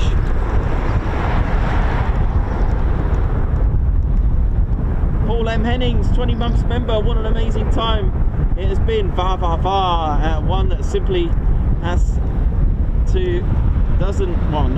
Guards march. Colin Patterson with 16 months membership. Thank you very much, Guards march. Incredible 16 months and counting. Look forward to many more amongst this wonderful community. Thank you. Renee Gessing as well, member for 23 months, almost 2 years. Wishing you all a very nice day. Guards march to you, Renee. Okay, Ted's gone from no beret to no flag at the moment.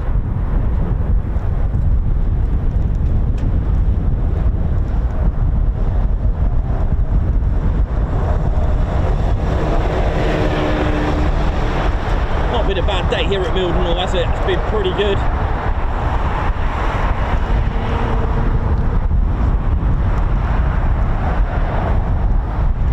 I can hear an engine run on an Osprey, but out of sight.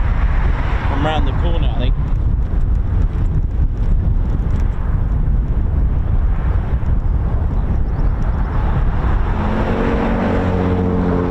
Yeah, Mildenhall just have the best cars. They win on the best car award. Whew. Yeah, you can definitely hear the Osprey there, but it's round the corner. So sadly won't be able to see that, but it is a ground run. It's only a ground run, that one.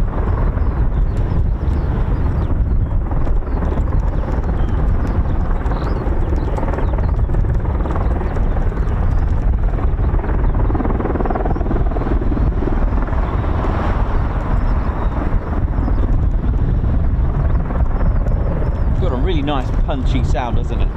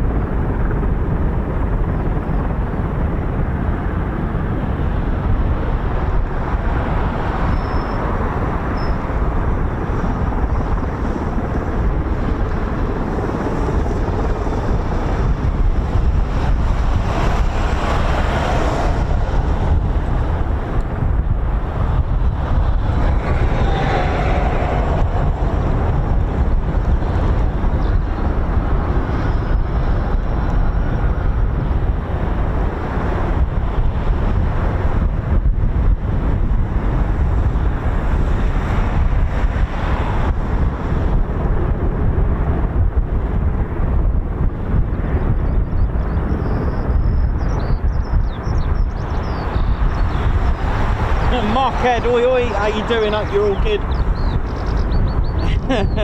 Good to see you on here, man. Righty, how you doing? Alex Raven, Dirk S, Christopher Carr, what up?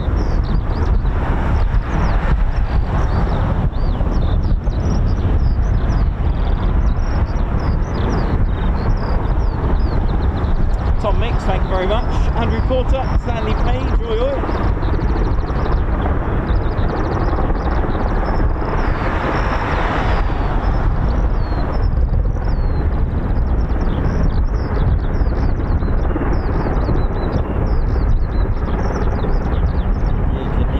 Beautiful birds in the background having a good time.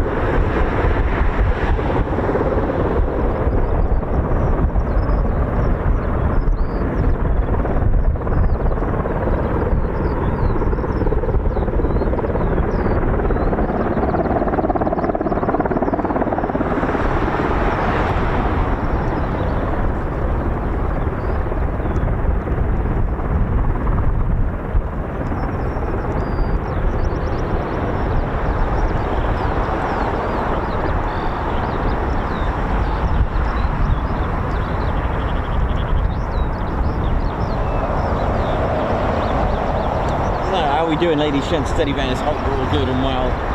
So just gonna have a quick tea break, and I'll be with you. Another lovely vehicle just crossed by, a nice Chevy. Nice.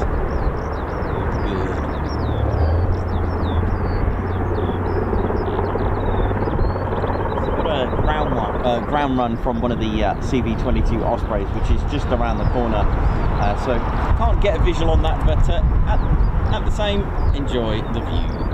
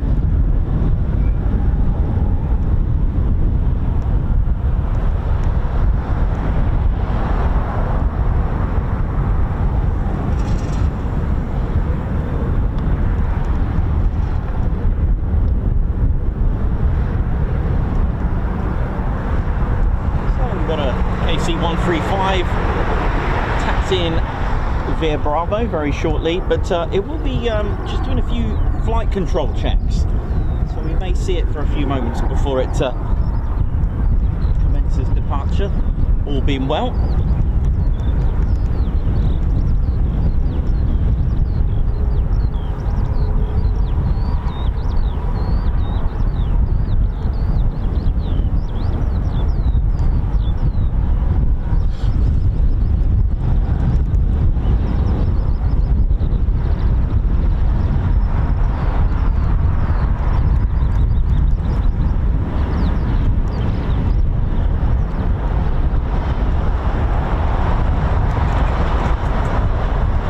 You can hear that wind, can't you? It's ferocious.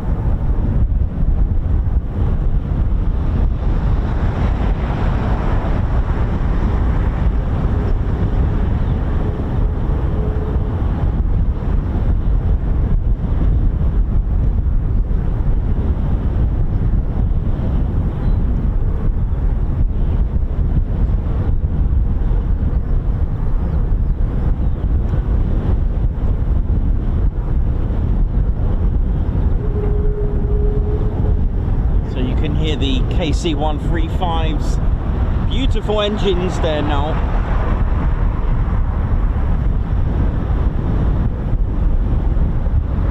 I do love the noises they make. I love all the aircraft noises. They're all, you know, they all have their own characteristics.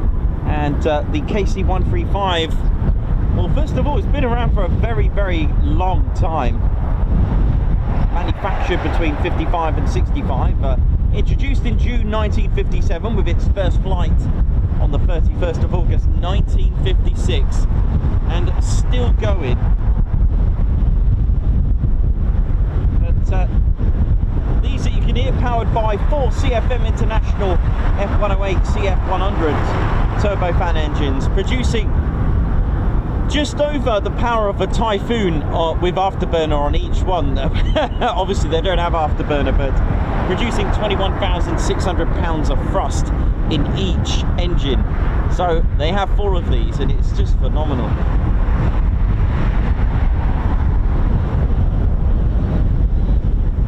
Now the maximum speed is pretty impressive, just under supersonic at 0.9, Mach 0.9. I think that's brilliant.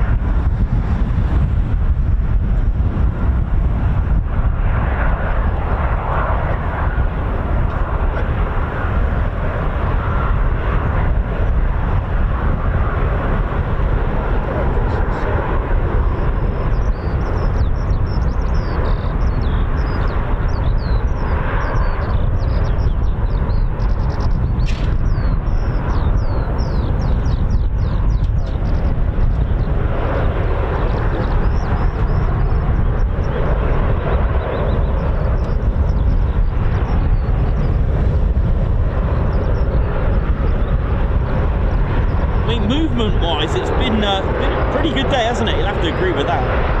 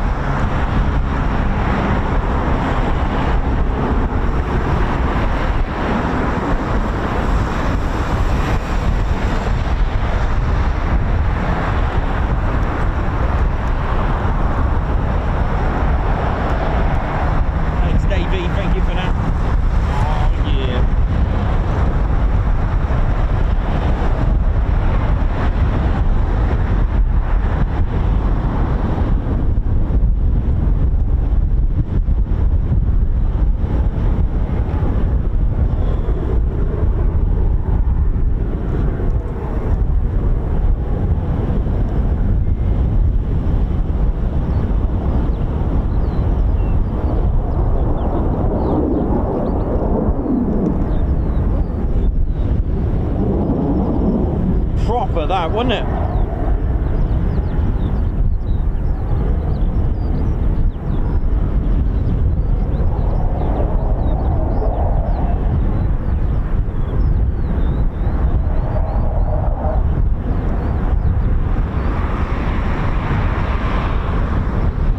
Thanks a lot, everyone, for assisting with 1,000 likes. 1,000 of you have smashed that like button. Thank you very much indeed for that. That is absolutely incredible. And a big shout out to all our viewers who have supported the channel. Members, much love to all of you. Thank you so much for building and supporting this community like you do. Big shout out for that.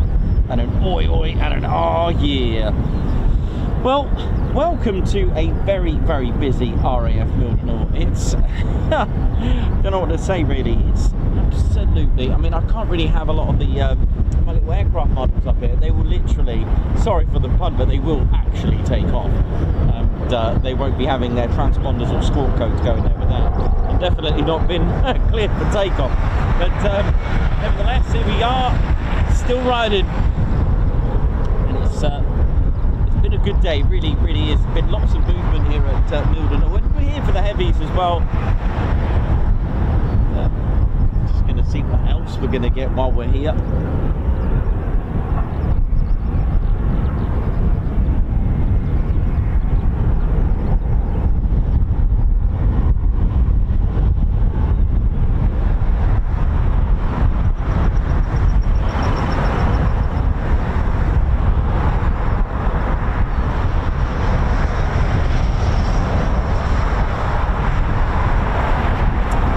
Lovely sounds of those CFM engines, isn't it?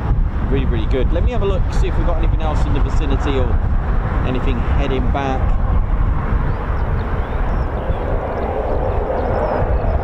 Something else is rumbling down there, isn't it?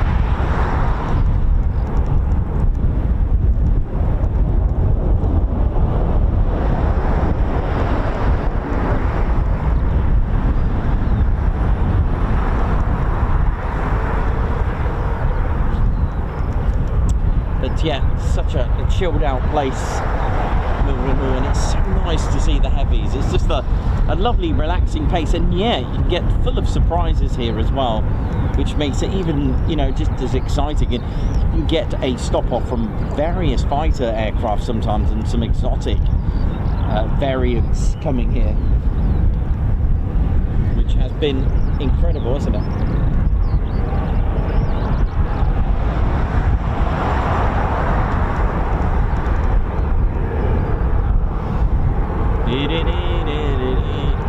I mean, look at the propellers, look at the rotors on the, it's that bad, the rotors are wobbling all over the place on the Ospreys. So, could be another ground run, who knows? Oh, it's pinging, so not sure if it's going to be another ground run.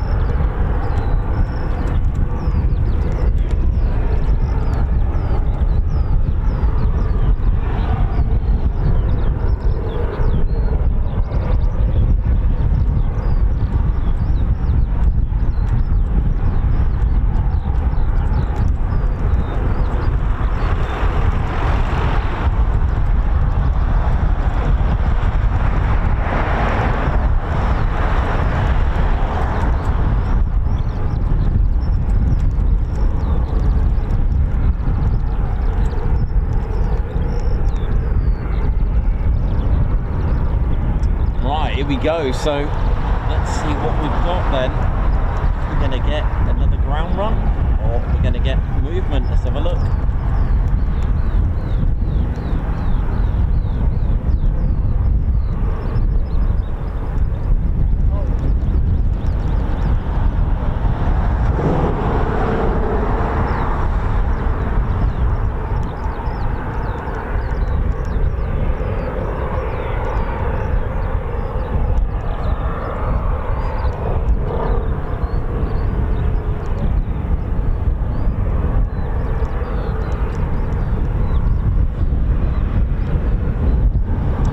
Everyone for getting the Teds out. Chris Bloxham, Mark Moody, Righty, Dirk S, thank you. It's time to get the Teds out.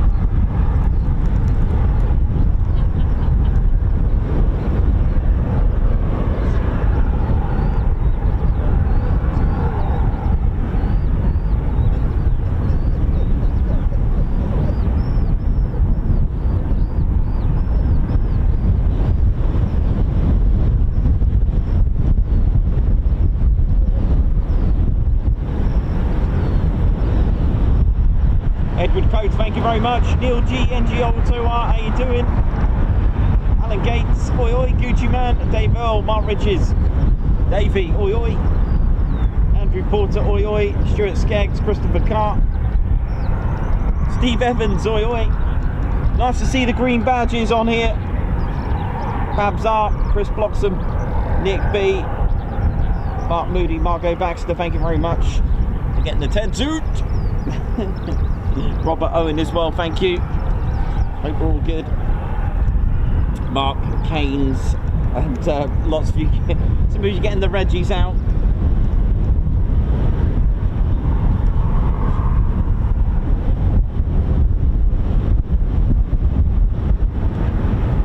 Thanks Sue W.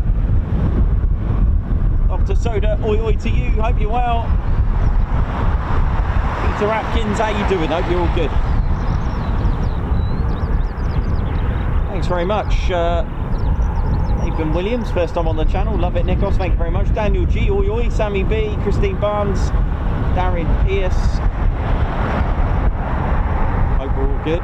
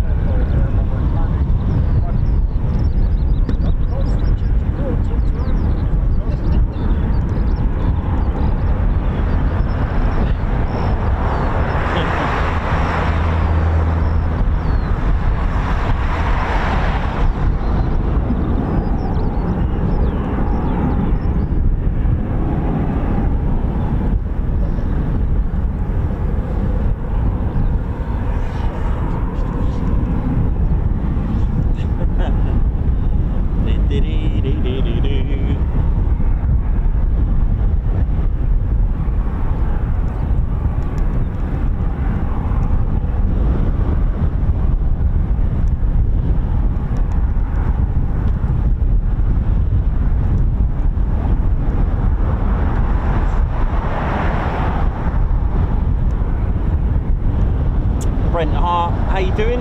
Watching from 15 Wing. How you doing, Brent? I hope you're good, man. Davey, oi oi. Don't forget, ladies, gents, anyway, still got 40 tickets. Got 40 tickets for our Ted Coningsby end of year party. Tickets available. I've just posted it on our social media on our Facebook page. So check it out. Tickets are available. It's on the 30th of November. And don't miss out on a wonderful fundraiser as well. With amazing things to get hold of with our charity auction and charity raffle. And of course our latest and greatest Ted Coningsby official merchandise.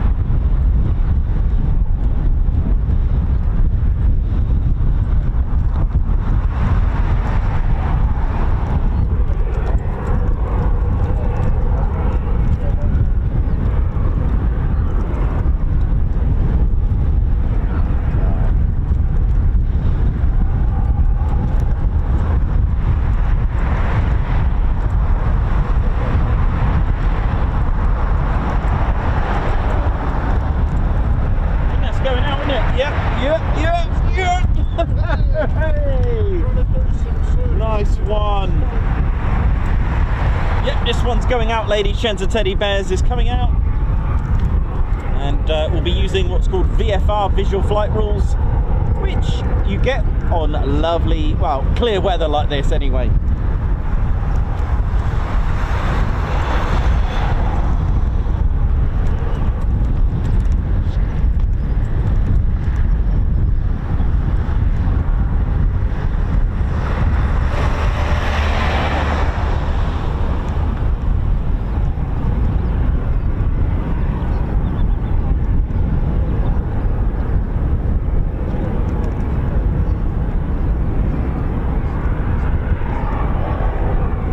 If you just joined us, ladies, gents and teddy bears, it's time for some CV-22 action to add to your collection of your Mildenhall bingo, and this one's out to ride.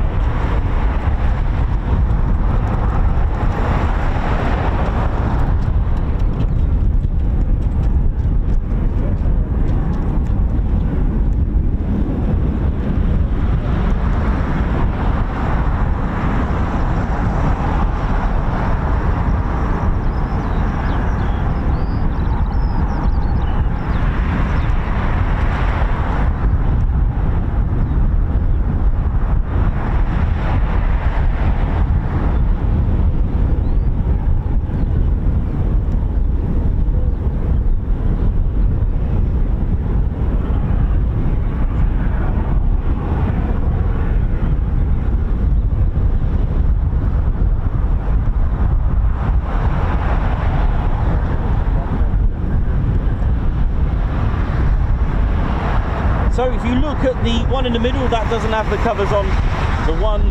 The ones to the left and the right of it have the covers on, so you'll know that's they're clearly not going to go out anytime soon. But the one in the middle doesn't have the covers on. That is a good thing to look out for.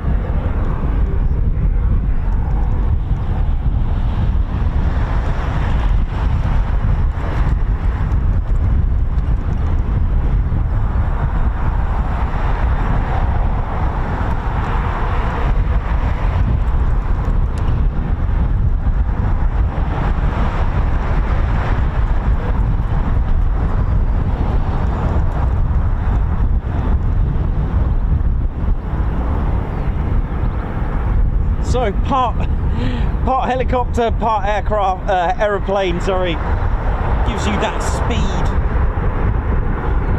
of a plane, but the agility and the precision of a helicopter. It really is a masterpiece, really, this tilt rotor aircraft, and bit of VTOL, bit of STOL, bit of everything really with this. Gets you out of trouble through all sorts of undesirable locations. Troop extraction, Casevac will get you out of trouble. It is armed as well, can be armed with a cannon on the back of the ramp. Nice punchy 50 cal.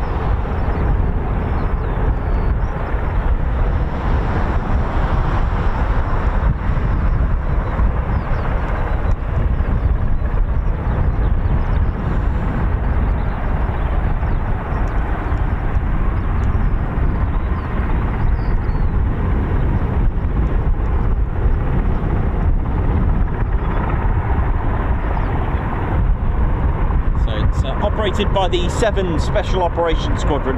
So just to break it down, because when I first started this I was getting confused. So the wing is the 352nd Special Operations Wing. The flying component is the 752nd Special Operations Group, and then under that you've got your squadrons. So the 67th Special Operations Squadron, they fly the MC-130J Commando 2, but the 7 Special Operations Squadron, they fly this, the CV-22 Osprey.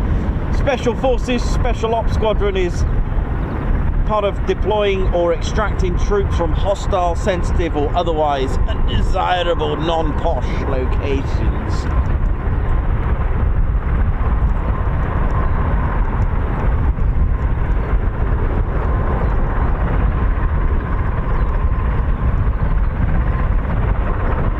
Oi, how we doing? Hope we're all good. Mark Garwood, oi, Davey, Johnny B, who's probably happy seeing Red Ted.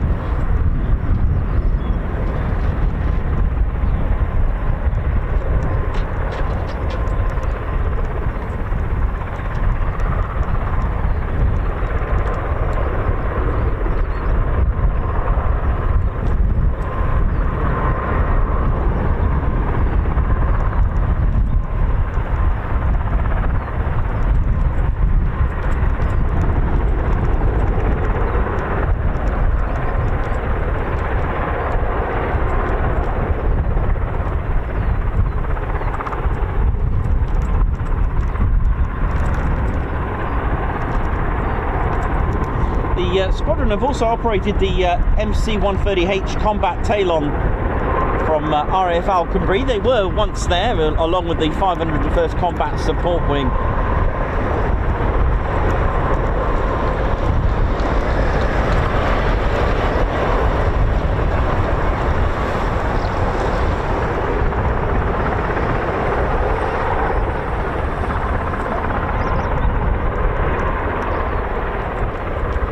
Done a lot of humanitarian relief as well in their time of operations.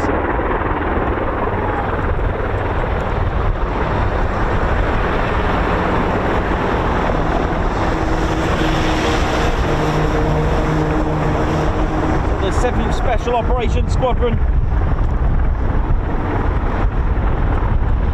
The squadron's mission is ever expanding, and it's ready, willing and able to perform wherever task, anywhere, anytime, from Albania, Iraq, Afghanistan, anywhere, Uzbekistan, Azerbaijan, anywhere you send them, they're there. They're the bad boys and bad girls here. They really are. You ask any airman at Mildenhall, when I was driving around Our good friend the running man said, yeah, they are the...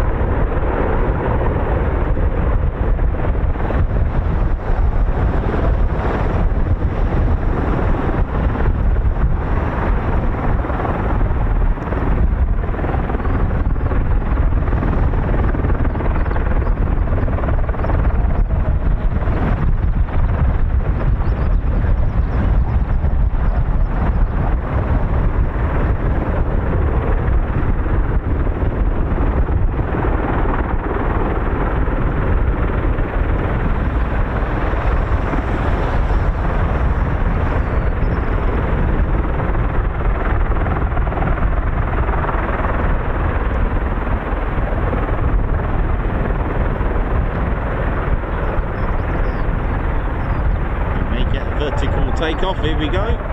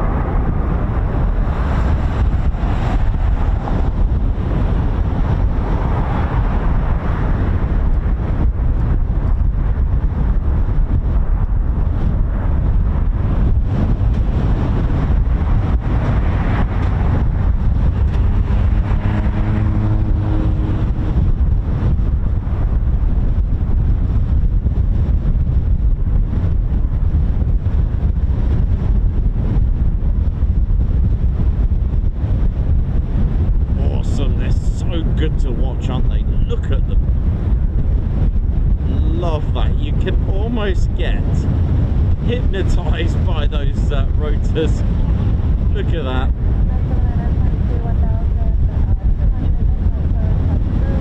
Beautiful. Almost reminds me of a boat with some wings and some awesome blades attached to it. It's got a little like boat look about it, hasn't it? Let me just pop this in for 1 second. Give me 1 second, if I may.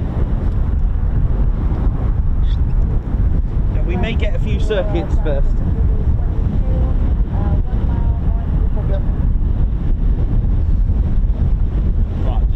Right, let's get back on. Yeah, like I said, we may get a couple of circuits from it. I'm waiting for it to get out of the sun. Actually, no, we'll be alright for this bit. Pretty sure we'll be okay for now.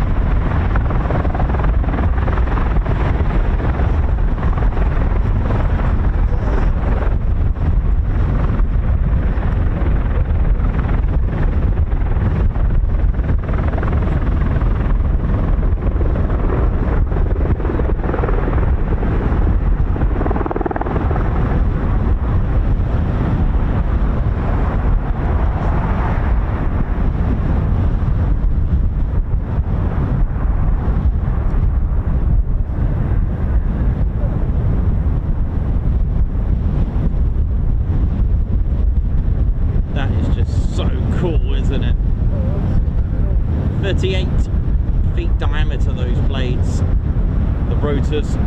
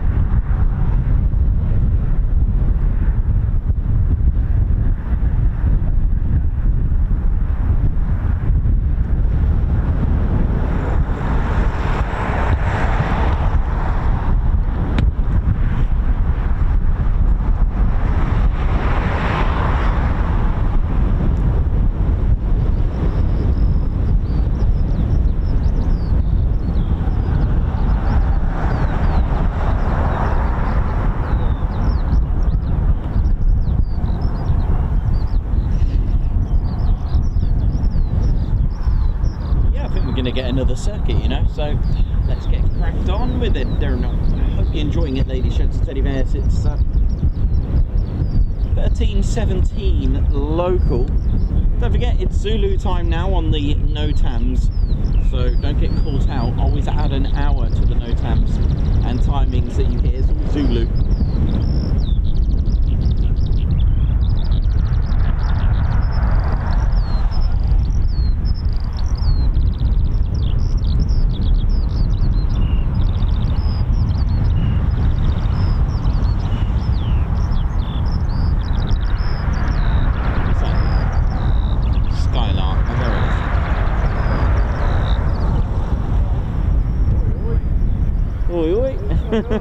How's it going? Oh, we got this as well. That's all going off here. Look at this. Got one coming in and all.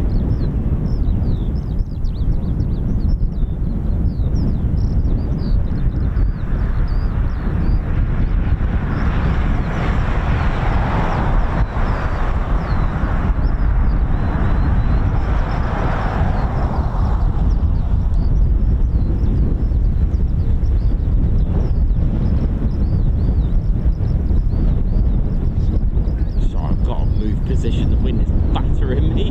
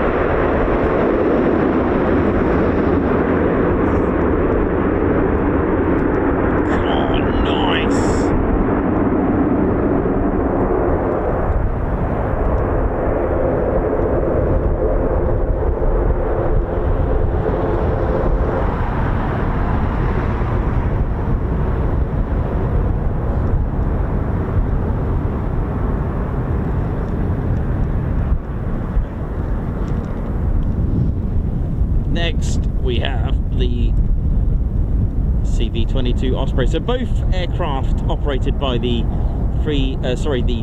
752nd Special Operations Group, two different squadrons.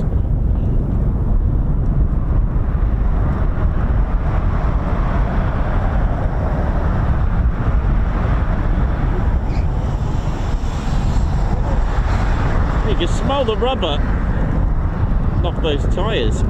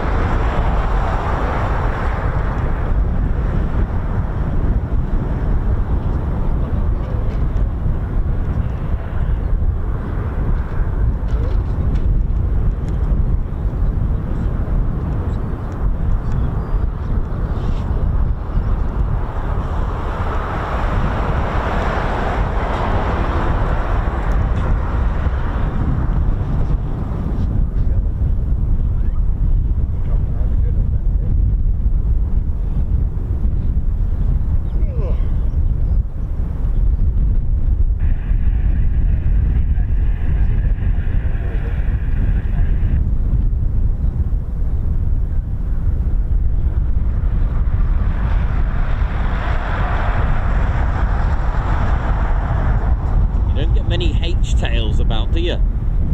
Characteristics of the Avro Lancaster, the Avro Lincoln, the Halifax bomber as well. Don't get that many. The Lockheed 12 as well, the Electra Junior. I'm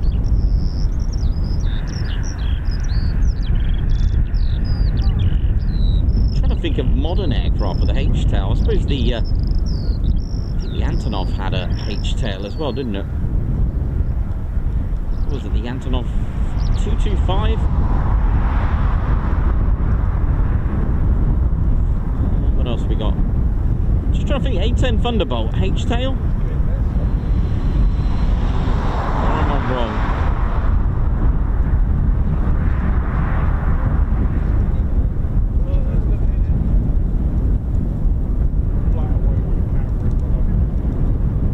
Anyway.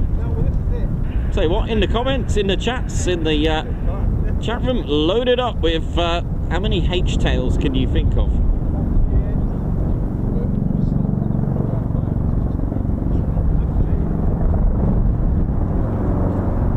Avro Shackleton.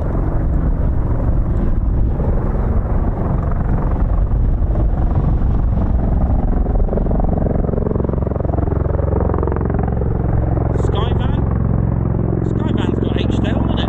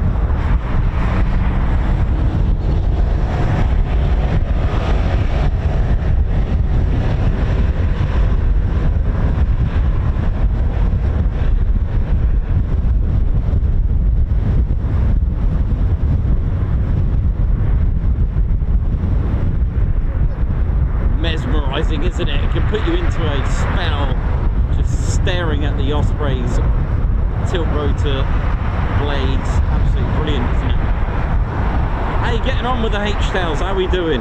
What you got for me? So off the top of my head, I mentioned of course standard World War II aircraft. My Handley Page Halifax, Avro Lancaster.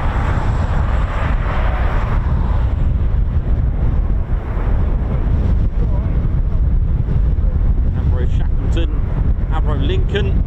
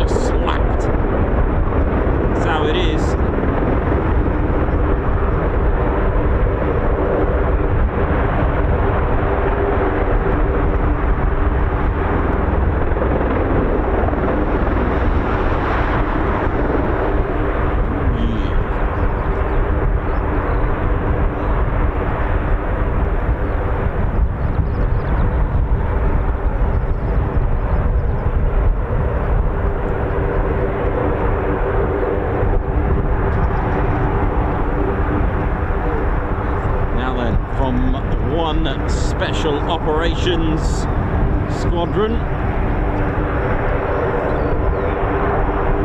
to another in one shot.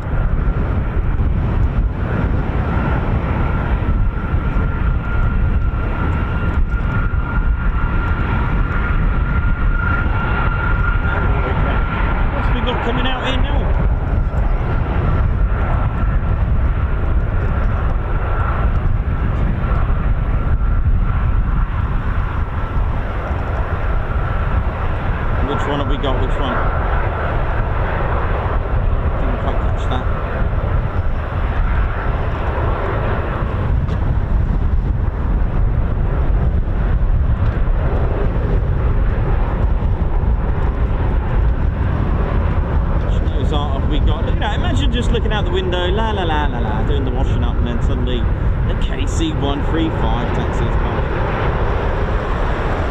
There you go, Squawking Hawk. Legend lives on.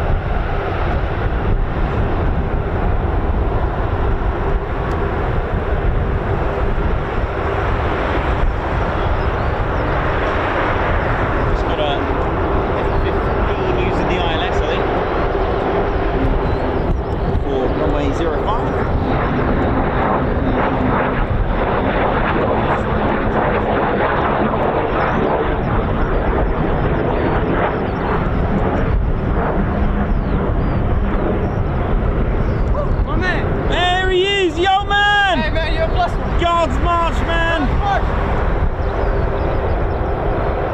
Running Man, the legend.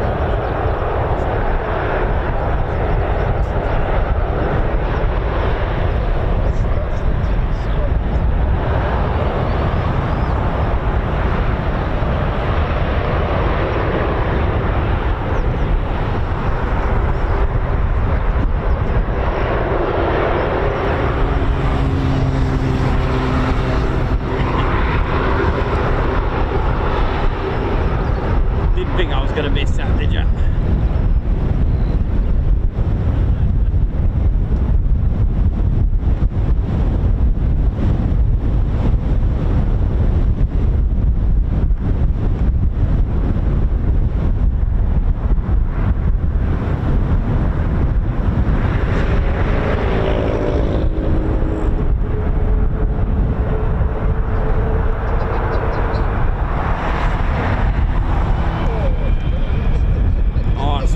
Lovely. If I can find a way to get that to you. Here we go. Big Iron Wednesday.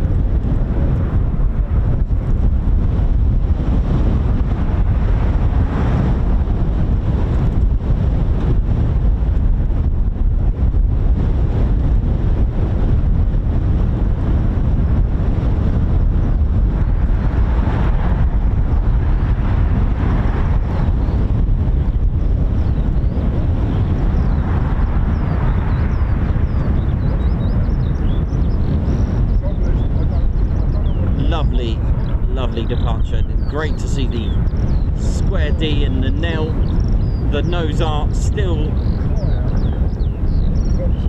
been flown, still been remembered, still flying that heritage. Absolutely incredible that. I love that.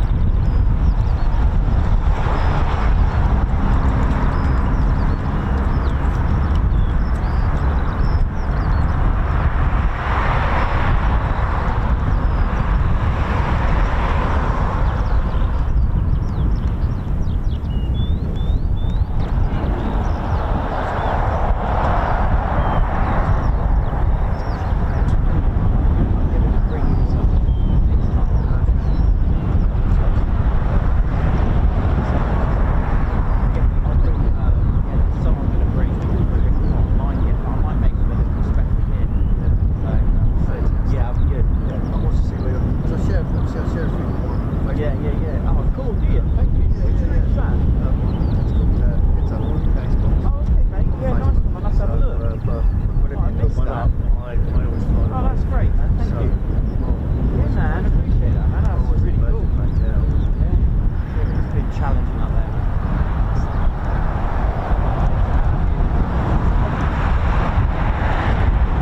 And then when the wind stops, I'm like, because sometimes it's alright if it's constant. Yeah. You can lean on it, and then it just stops. It's like, oh.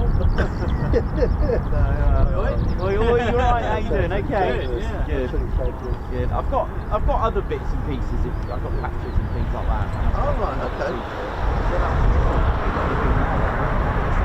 I'll show you.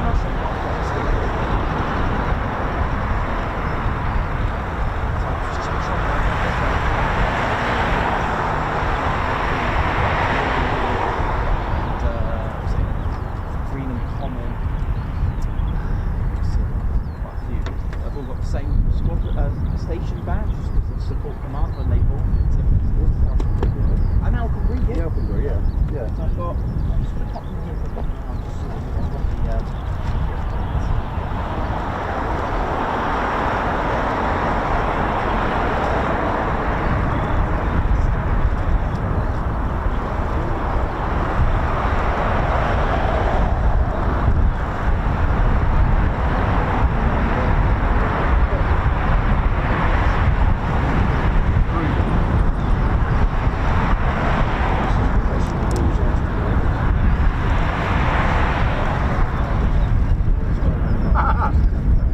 Yeah, I don't think I'm going to bother.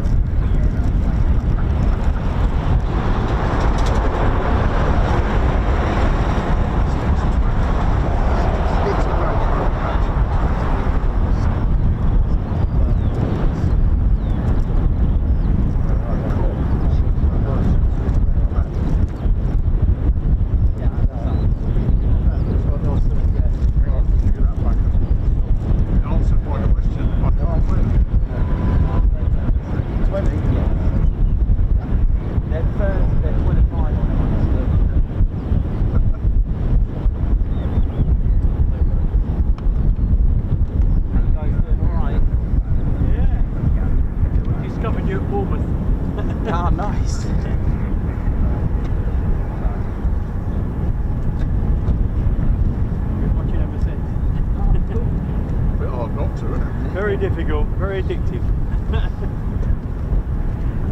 Thank you. Thank you. Thank you. Really appreciate it. Thank you. Especially with the tech. Thank you so much.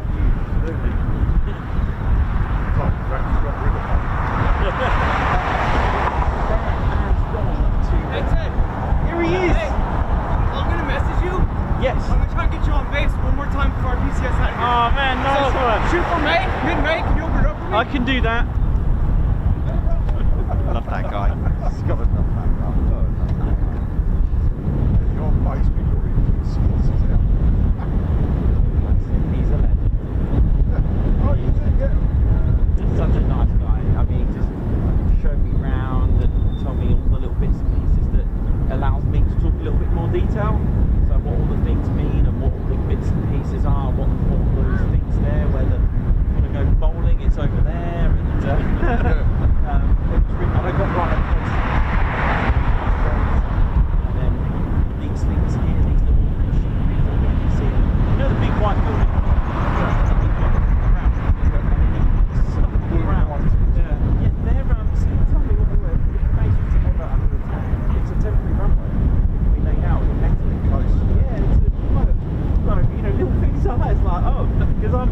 It's on the camera sometimes. I'm like, oh, I wonder what that is. The real new stuff. So there's LRS, all the logistics stuff, all the parts, other codes to let them know if it's serviceable or due for a maintenance. I just a load of cool stuff. So, but it's trying to remember it all. That's the thing. But anyway, right, I'm gonna get back on the show. Yep. And see you in a bit.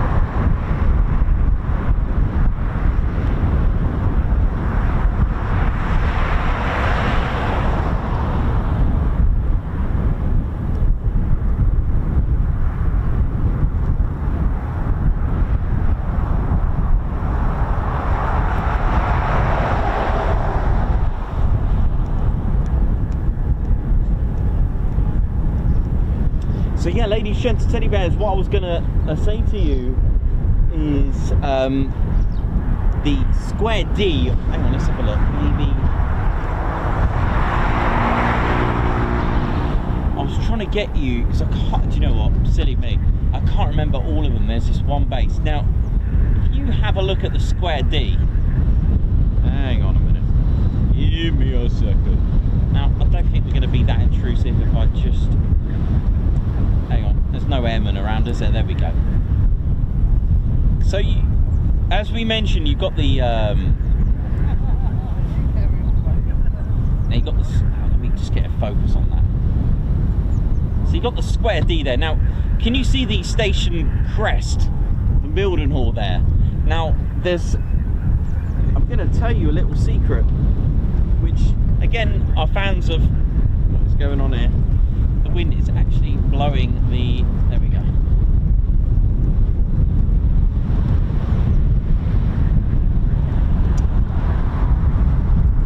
So Lakenheath, Kirk Newton, Hythe, Greenham Common, Chessington, of course Mildenhall, Alconbury, they have something in common, and it's this: they all have that station crest. That is the station badge. So when you drive past Lakenheath, past the main gate, you'll see this very same station badge, the same station crest.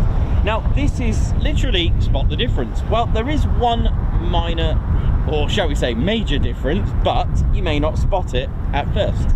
Now there's a number of badges that are, like I said, almost identical within the RAF heraldry and emblems, and these are known as close copy badges, CC badges, where the unit adopts the blazon and motto of another unit. Now the only change being is the name in the outer circle. So you'll have Mildenhall here, you'll have Lakenheath, and you'll have Alconbury, you'll have Greenham Common, etc. Now this tends to be mainly with stations, although some of the other units also use this option. Now the badge shown here is for Support Command, which was awarded in April 1975, and it was used as a close copy version by a number of stations. There's a few more, like I mentioned. There's Alconbury, Chessington, Greenham Common, Hythe, Kirk Newton, Lakenheath, Mildenhall, and there's probably, I think, Brampton as well, which is where Support Command, I believe, was the HQ. So all that change was the name of the station. It features the crown with the around the Ionian pillar, a Greek pillar with an eagle on the top, and then in the lower part of the circle was, of course, the station name. So there we go. If you ever wondered, Lakenheath and Mildenhall. If you remember, when I used to think that it was to do with being a satellite station, but it wasn't. It was as late as 1975. So how cool is that to know that? So there you go, a little bit more facts about that. So we've got plenty to enjoy today. Had a lot of good times with you all, and I hope you enjoyed it.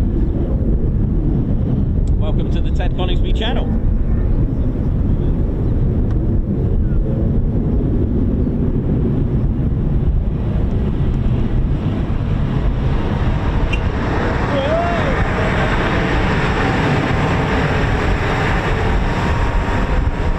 If you enjoyed this, don't forget, please support the channel, like it and subscribe.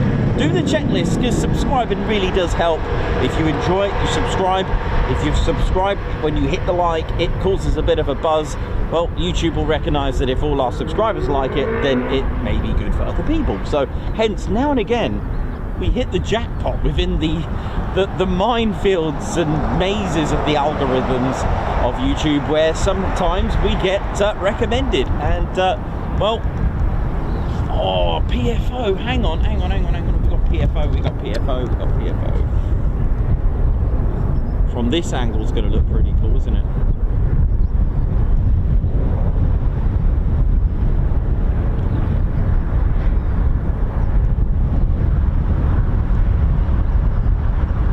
Just appreciate the dive. Look at that from beautiful.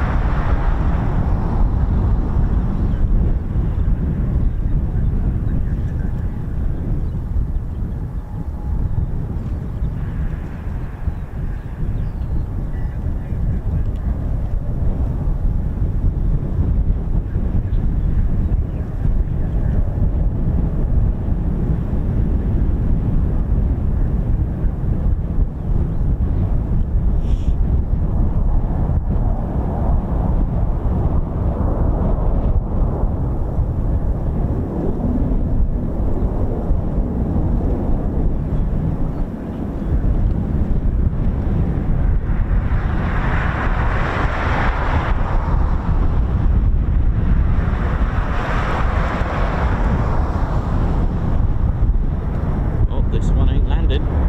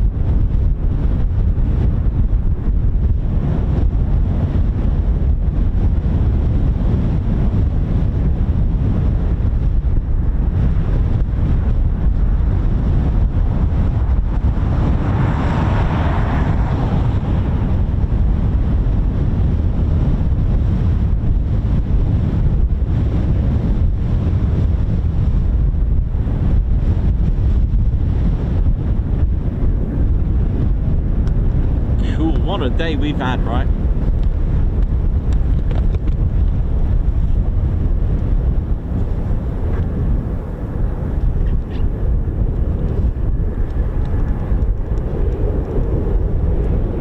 It's the legendary Square D.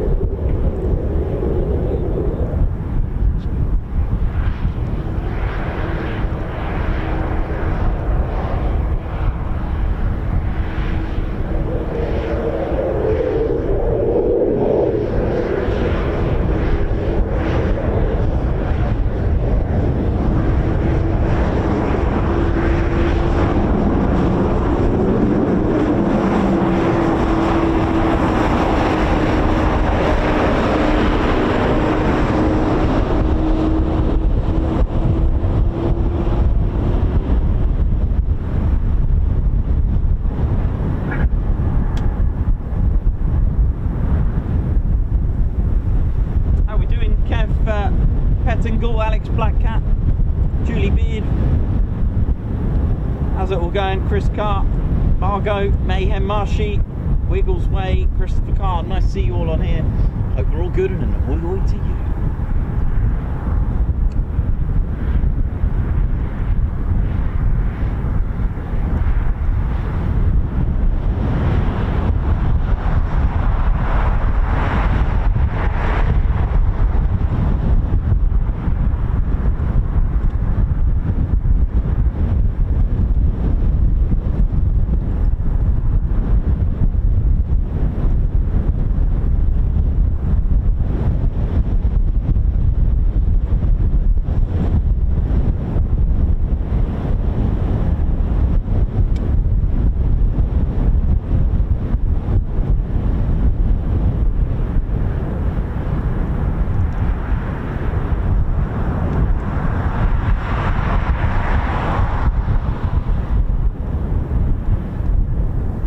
Wizard, what up? How we doing? Hope we're all good.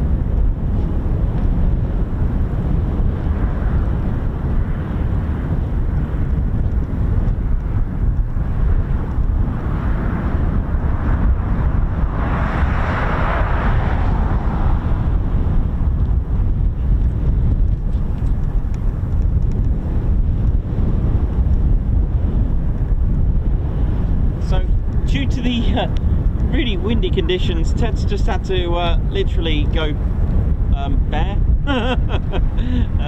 Ted's shaking his head at me. I know, Ted, that was terrible, wasn't it?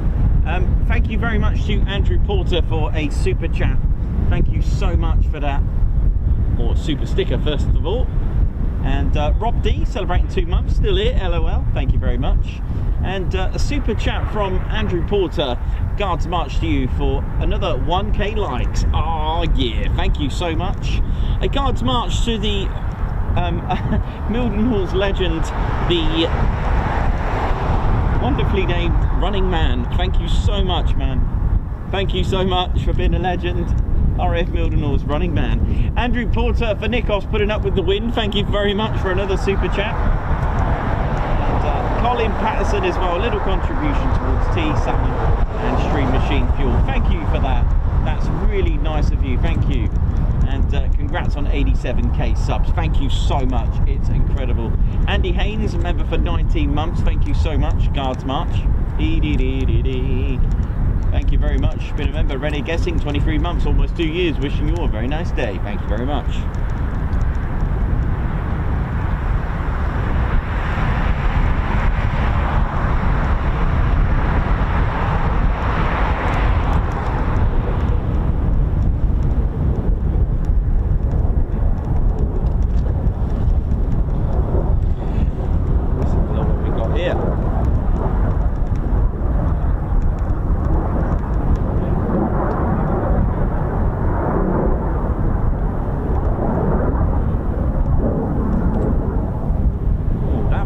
P-8 Poseidon.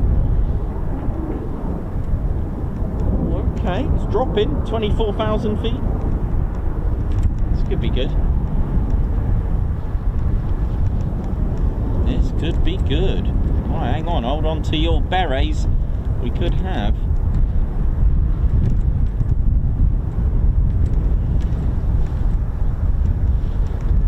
We may have a visitor.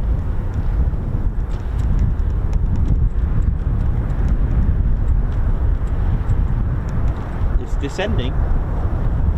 P-8 Poseidon, fingers crossed.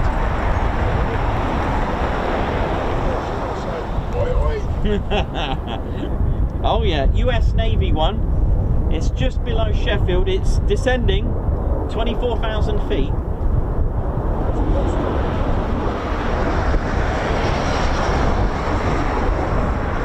Yep, it's totally going. Yeah, it's on ADSB if you got it.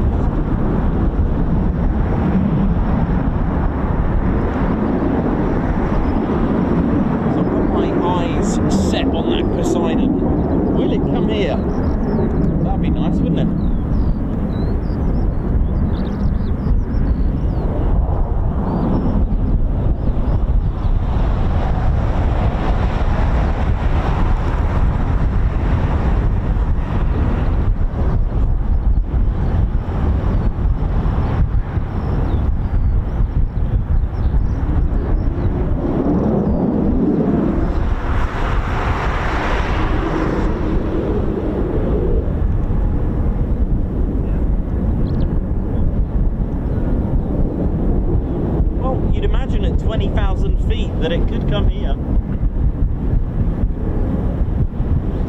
Okay, so behind me is the KC-135 for now.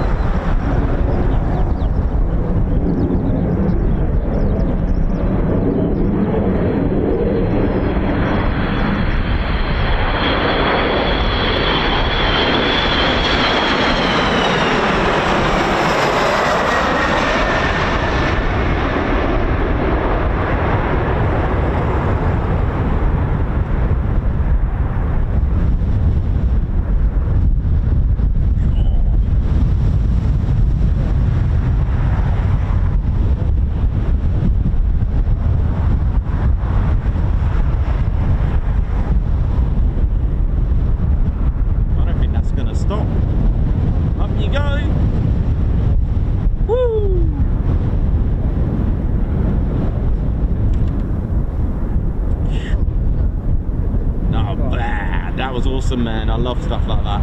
Stuff, you know, maneuvers or go around that we see on fighter jets, you know, touch and goes, low approaches, and into a go around that we see day in, day out from fighters, and then you get this big iron heavy do it. It's, I'll tell you what, it is a satisfying moment for the eye.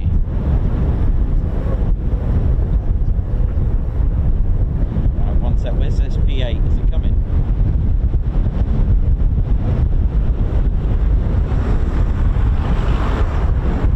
Oh, I think it is. I think it's coming in.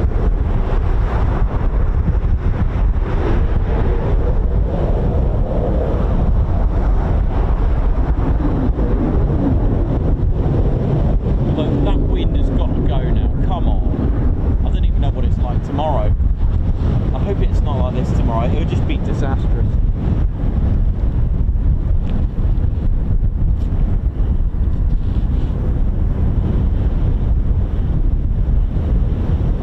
So P-8 Poseidon of the US Navy looking good.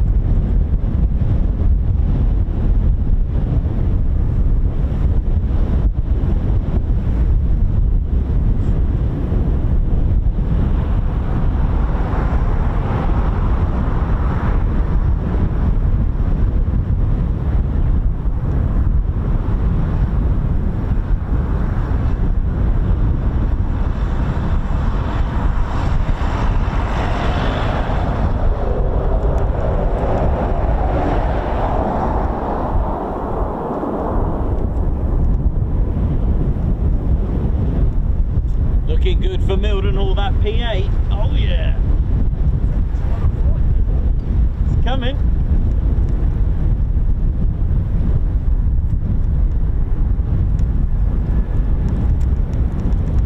It's just north of Peterborough. So yeah, so it will try to avoid it.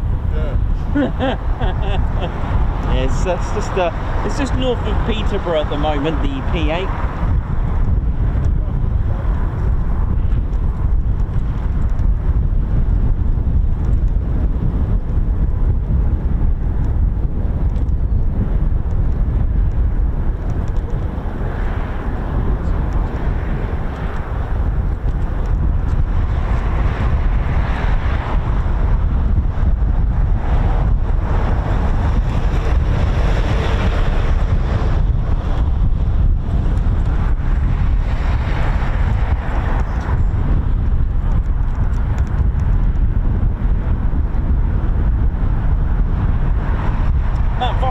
Oi to you, how you doing? Lee Stevie Boy, Christopher Carr, Chris Bloxham, Margot Baxter, how's it going?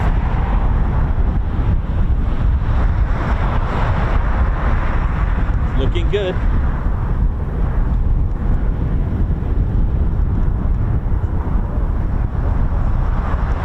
Well, with it being sort of just north of Peterborough now at 10,000 feet, I would say we've got a good chance. Well, if it turns left heading 100 degrees, then we're all good. I think, oh, it is, it's turning left.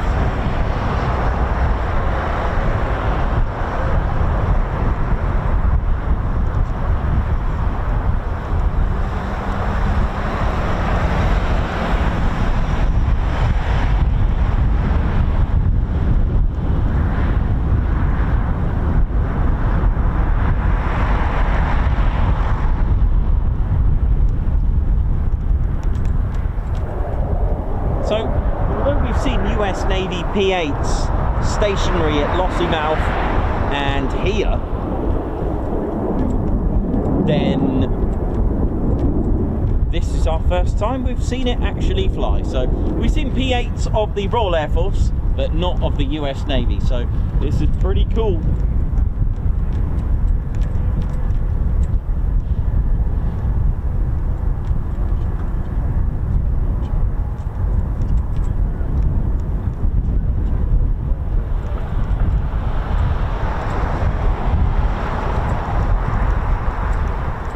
Let me just have a look at the wind for tomorrow.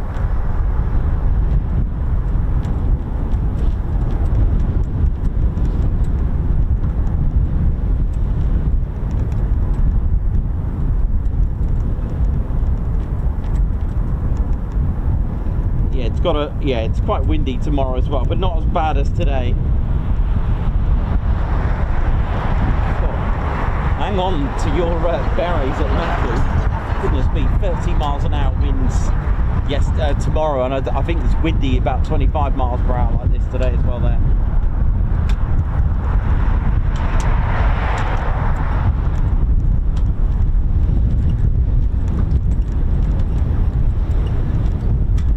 So our US Navy P-8 has been cleared for runway 10 Mildenhall. Hang on there, let's ride. So it'll be our first actual flying P-8 Poseidon of the US Navy. So that's quite a good one.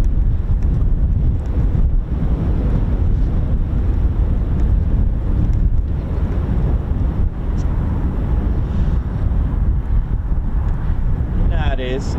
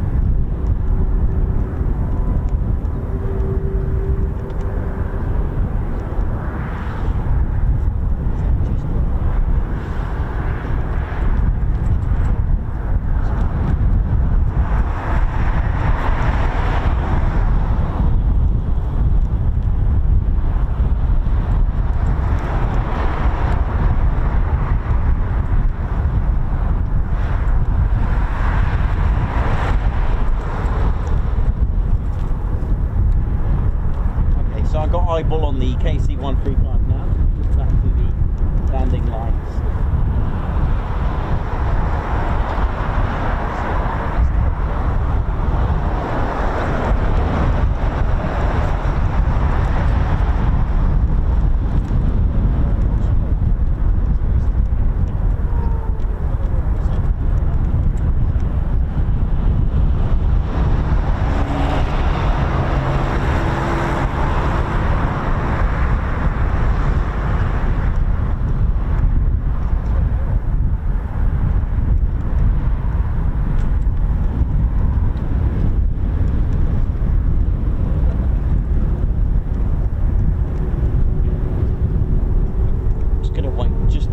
Seconds just for it to get a bit closer.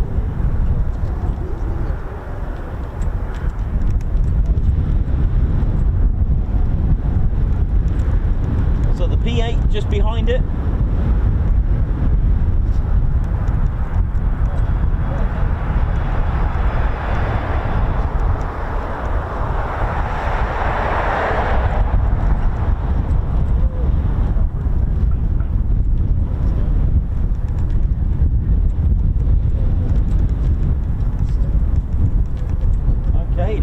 Let's ride.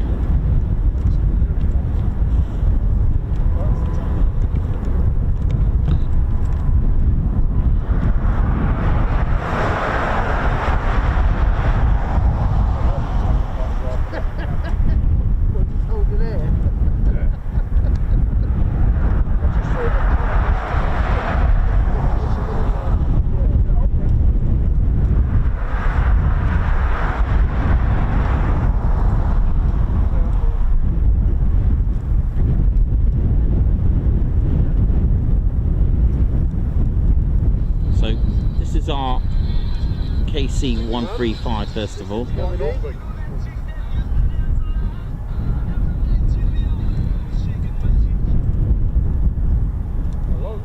Hello? I'm calling from your bank account.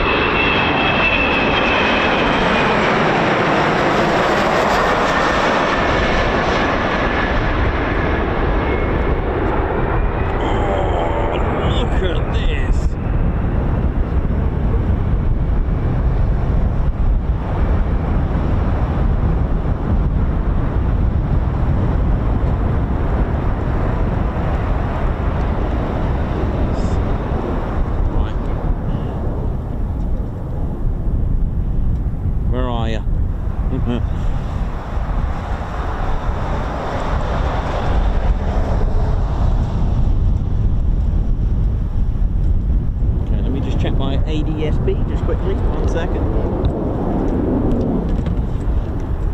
don't want to miss this.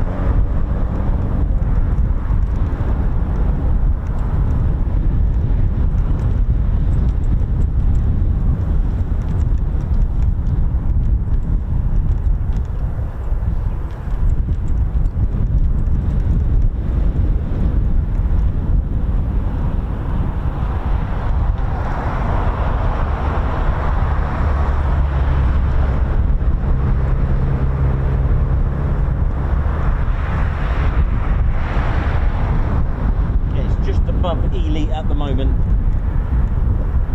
Oh yeah.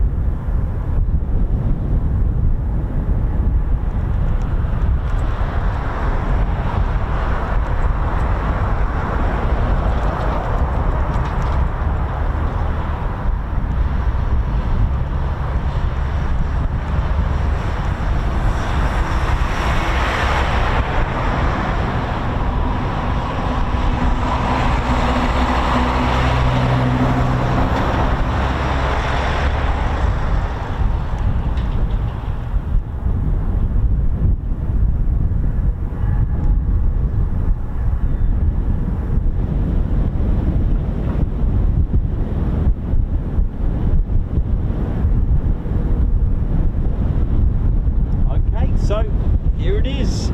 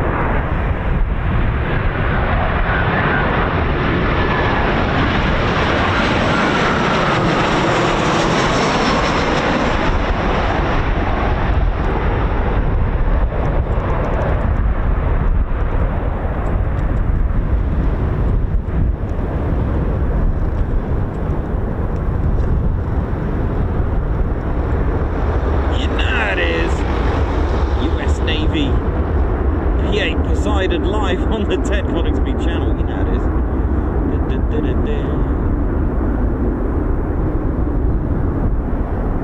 Cool.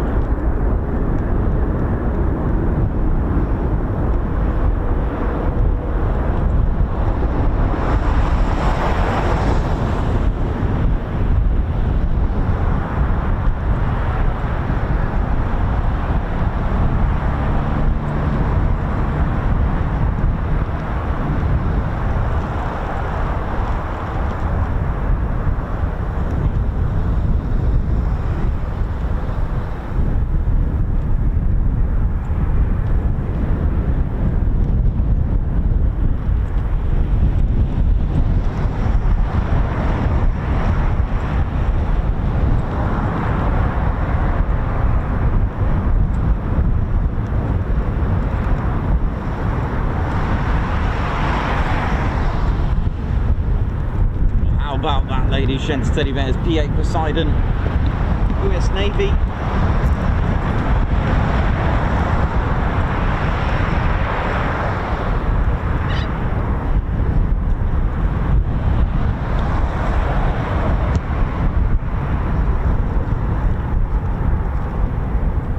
And that is a huge hair.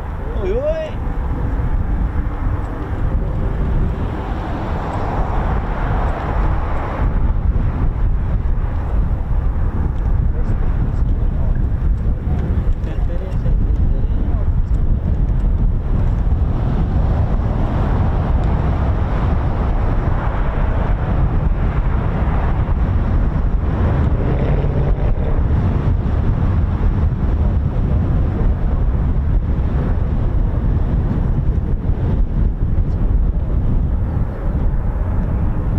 Just behind me, we've got more going on.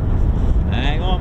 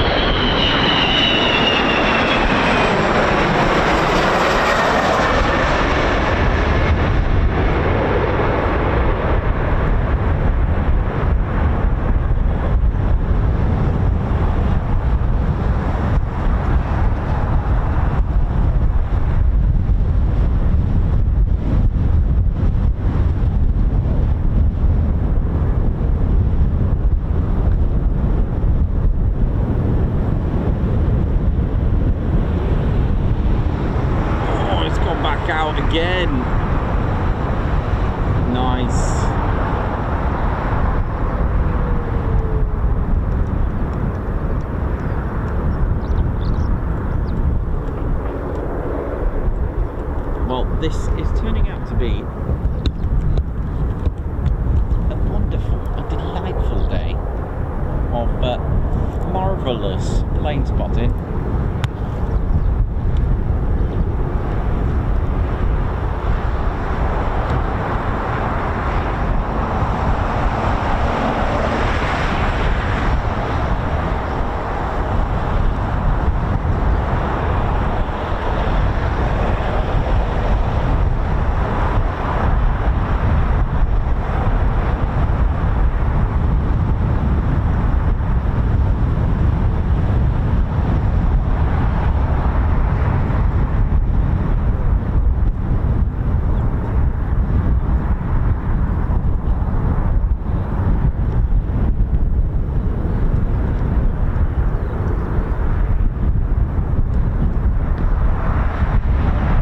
Poseidon, a maritime patrol aircraft named after the god of the sea, Poseidona, as you say, you want to say that in Greek, Poseidona, but of course in English it's Poseidon. The BP-46 US Navy Squadron, the Grey Knights.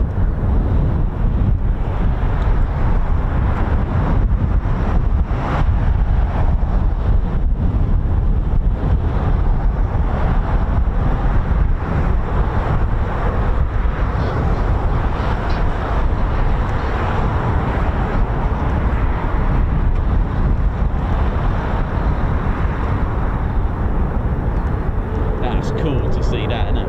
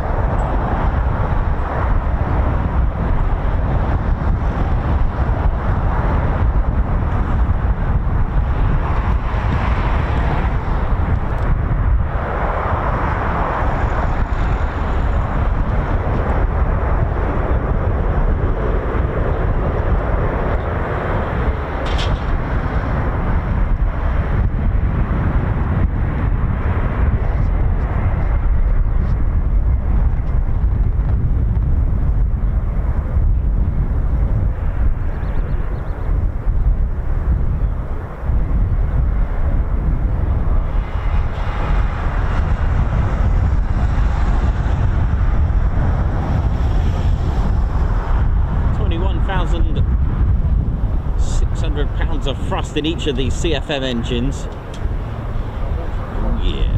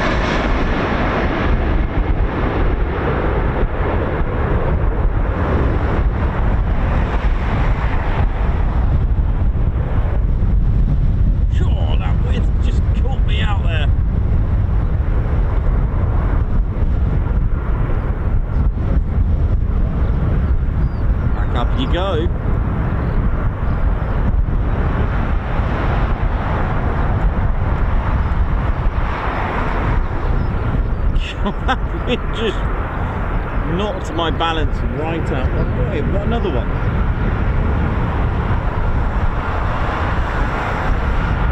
Hang on a minute, I'm a bit tangled up here. I think we got another KC-135 going out. Why not? Because Ted's here.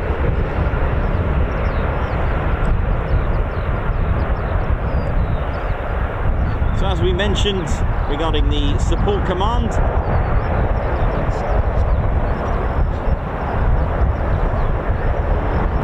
the station crest shared with many of support command, Brampton, Alconbury, Lakenheath, exactly the same. And of course Mildenhall flying it now as well. And officially it's called a close copy. Amazing, isn't it? So when you drive past the main gate at Lakenheath, of course you've got the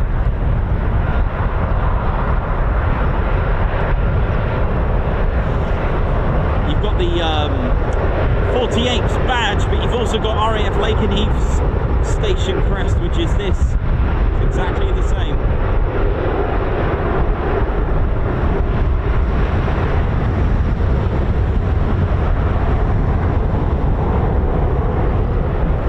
Okay, so who have we got today then? What have we got this one? What have we got here? It is this Wolfpack?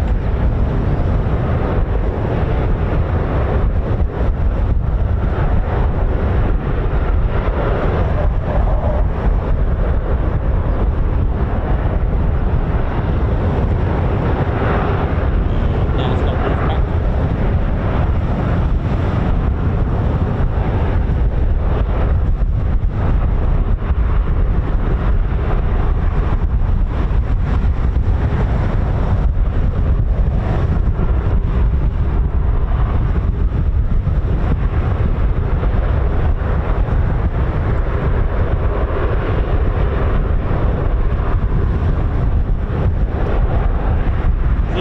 Its badge as a close copy with Lakenheath, of course Mildenhall, Alconbury, Brampton, Chessington, Green and Common, Hythe, Kirk Newton all share the same station crest.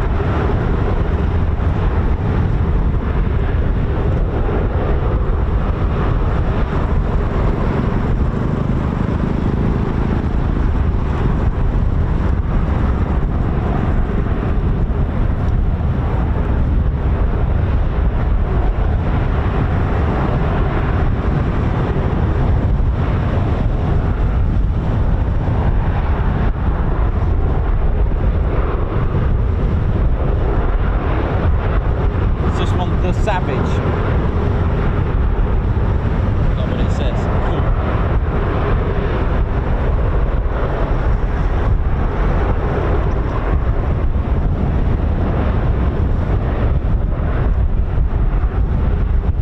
So just quickly, ladies and teddy bears, the first aircraft flown by the 100th Air Refeuling Wing, the legendary 100th Bomb Group, the B-17F Flying Fortress, and today, with a rename, the 100th Air Refeuling Wing, so a different role, they fly the KC-135 Stratotanker.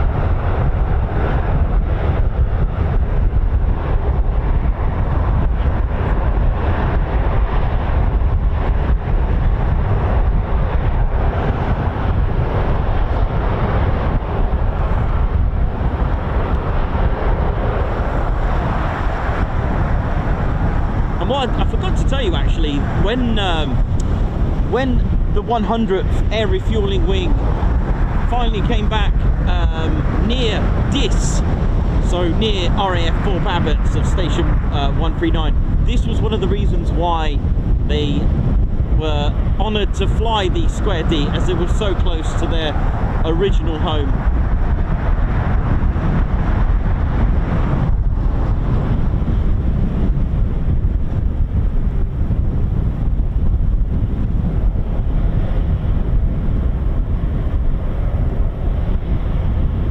I'll try and hang on this time.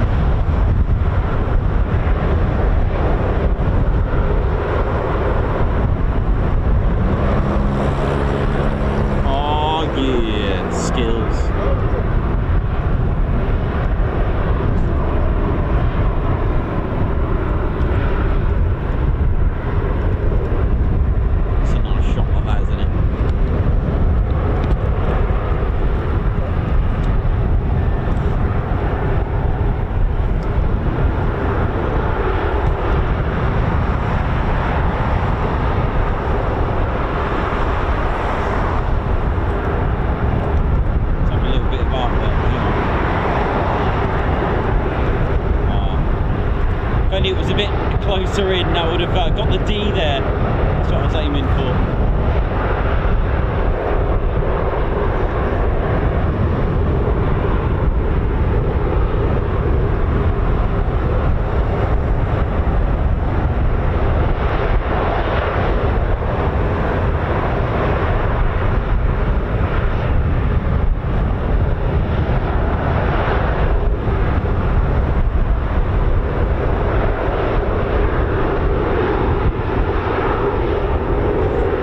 The Savage, thank you for that, for the nose art. So yeah, the legacy of the 100th Bomb Group lives on today.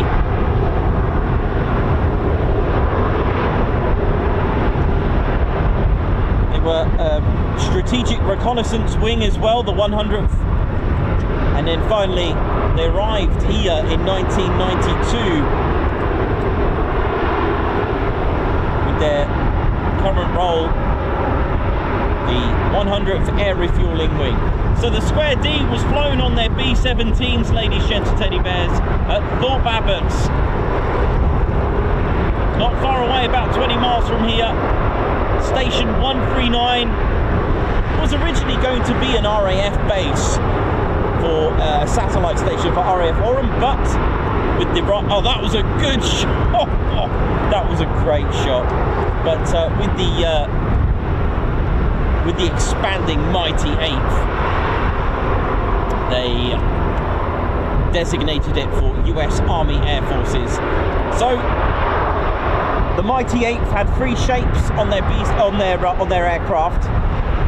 The triangle for the 1st Air Division, the circle for the 2nd Air Division, usually on B-24s, and square for the 3rd Air Division. So now you know that the square is 3rd Air Division, so the 100th are part of the 3rd Air Division, and the letter denominates the bomb group itself.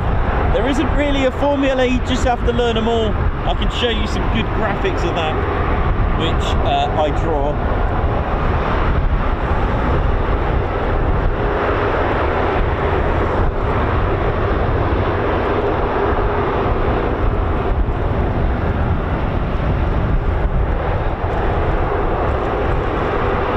Each of the B-17s, the lovely nose arc still flown today, that were once on the B-17s. Now the squadron that's still going of the 4 is the 351st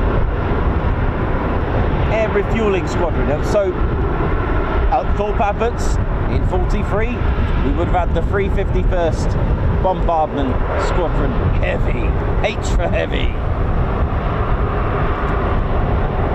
This one's called the Savage.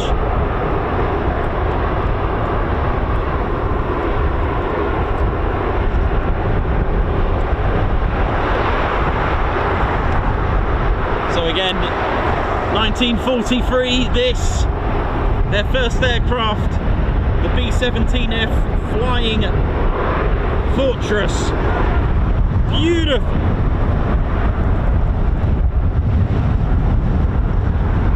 Today, this beautiful, very different role indeed.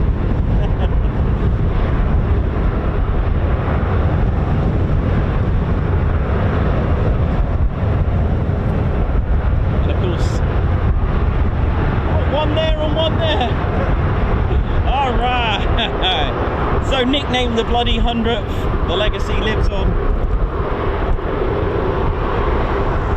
Now what we got? What's this? Hang on, what we got here?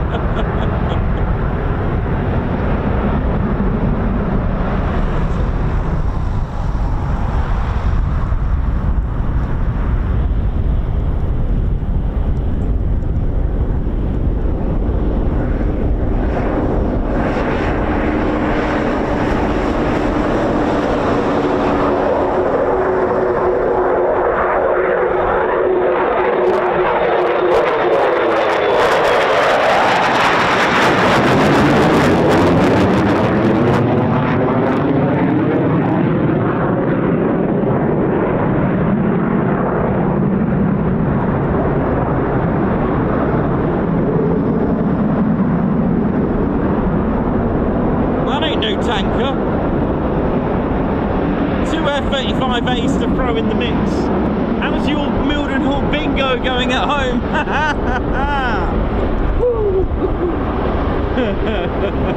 It's all going off here. And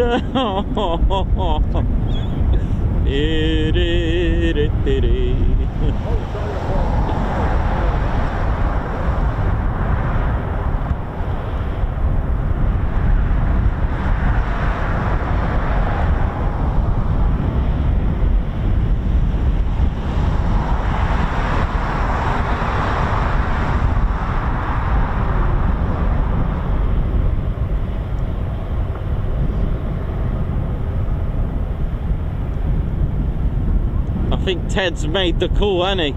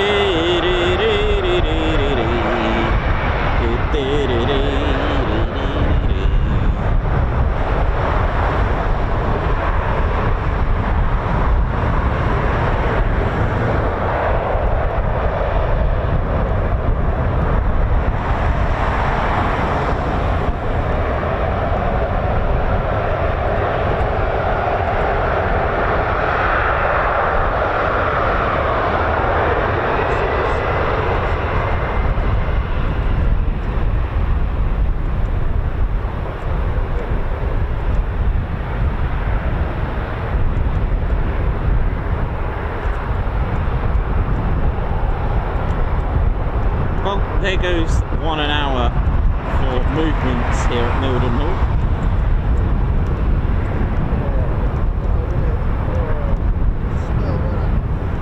Oh, it's beautiful.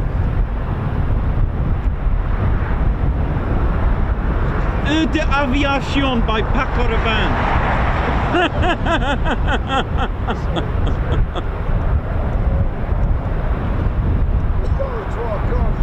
Oh yeah.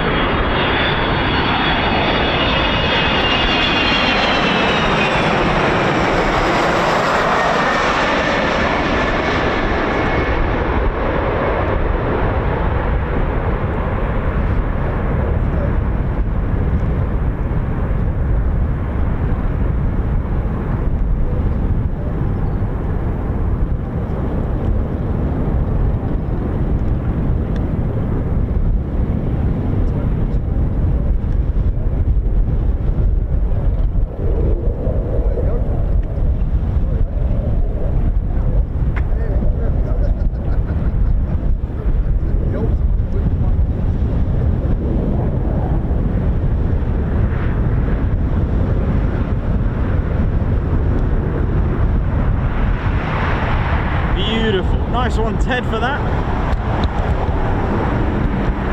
Right, I'm just gonna quickly do a quick battery swap.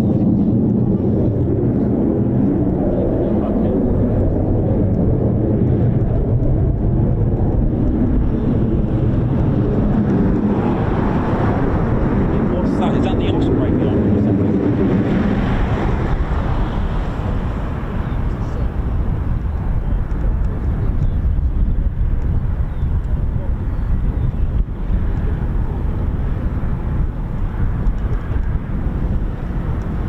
We've got like 1 million aircraft in the circuit at the moment. We've got awful.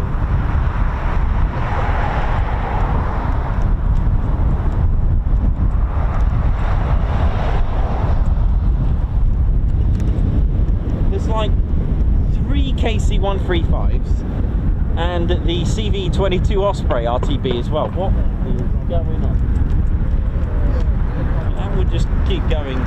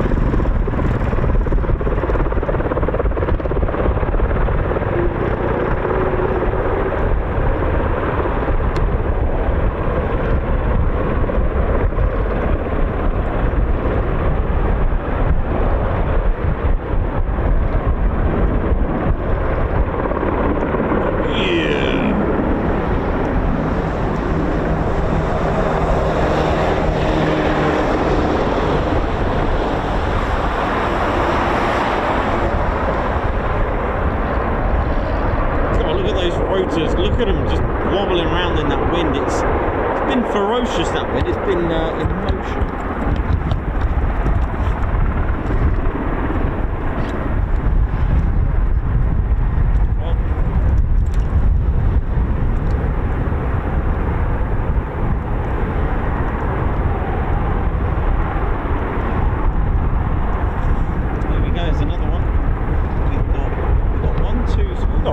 In the circuit now. I don't think one's landed, have they? This is pretty cool stuff, man.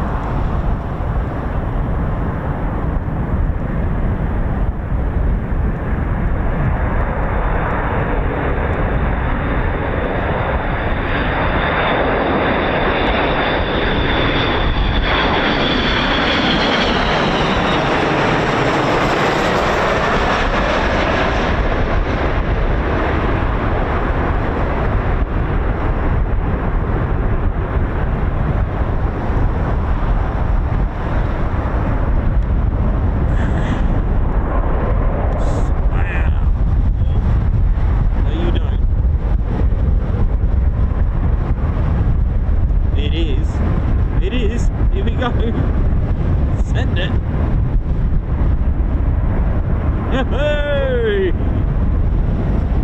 We've had more circuits than the Formula 1 Grand Prix today. Oh, look at this! Woo!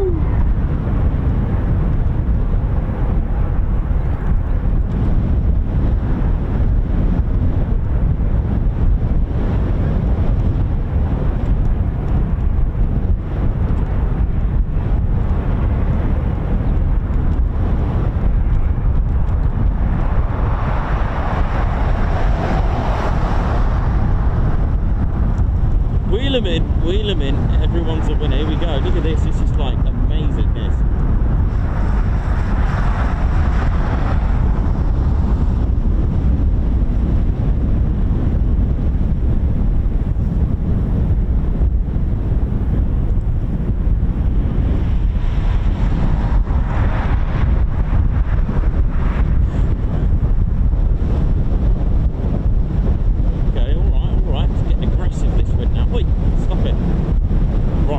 I'm going to have a curry tonight then.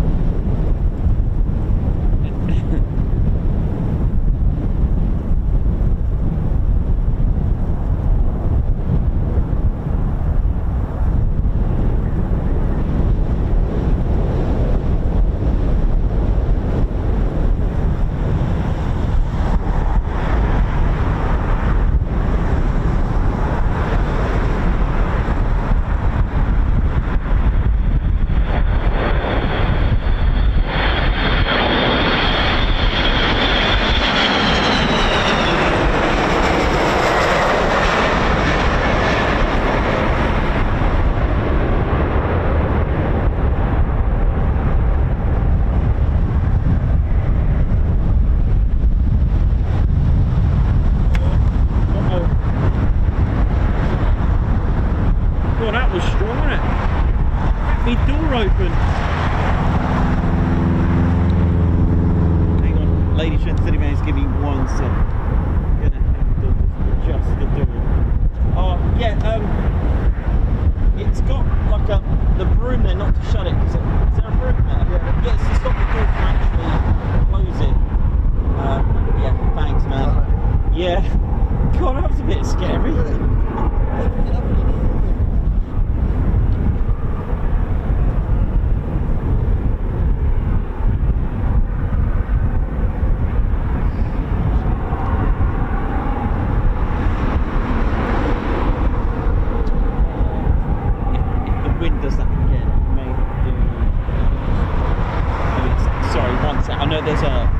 I've just got the door actually just forced itself open from the van. Give me a sec. Sorry about this. If it does that again, I might need to just change a bit of tactics here.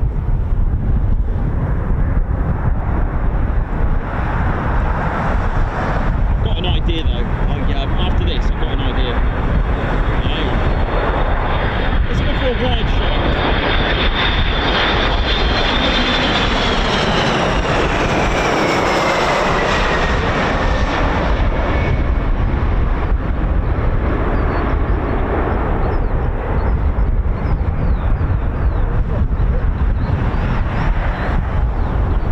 Going home tonight.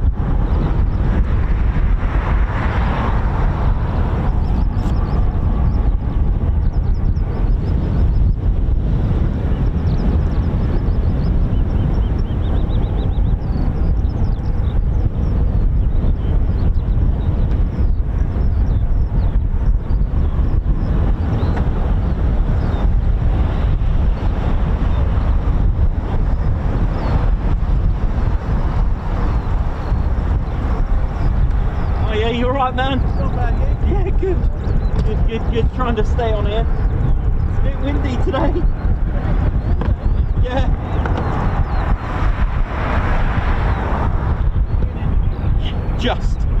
Just about.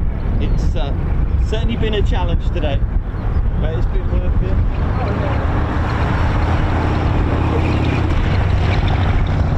Yeah, it's been a brilliant day here. Yeah, that was great. That was all good. Woo! I think we've still got 3 KC-135s in the circuit. Yeah.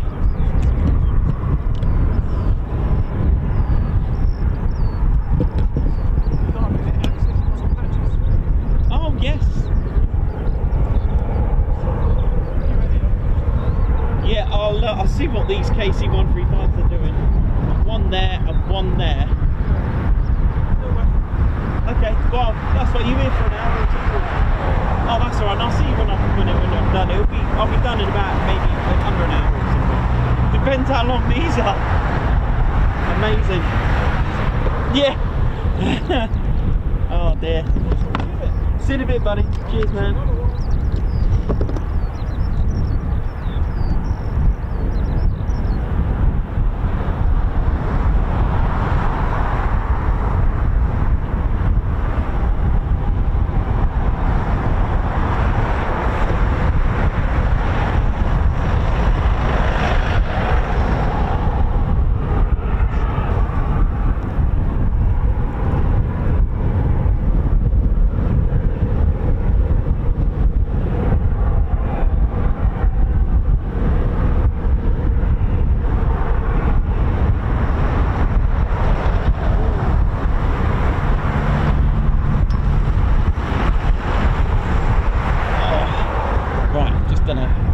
Reinforcing. Don't know how that's going to work, but we'll see. Right, got one just turning now on final, one and downwind. It's certainly been a busy one today. Oh man.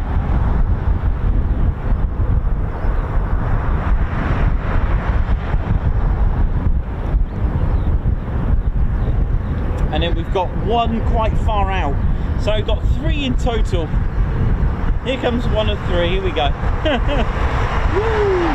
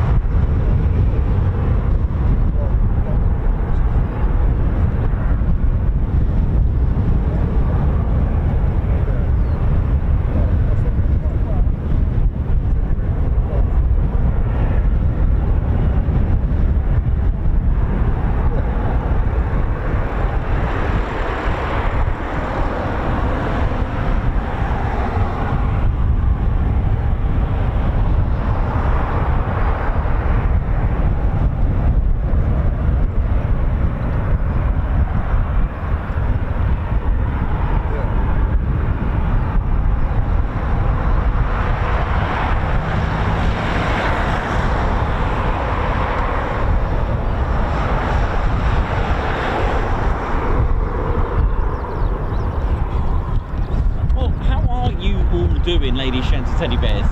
It's one of those days where it's extremely busy at Mildenhall, to a point where I haven't really been much on. The bears have been a little bit, well, at least we got to see Ted and Reggie there really briefly, which was quite funny.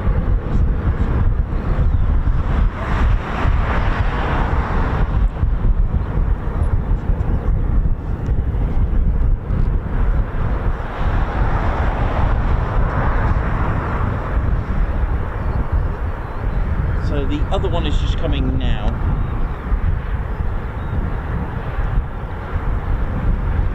And the other one's coming round. So 2 left in the circuit.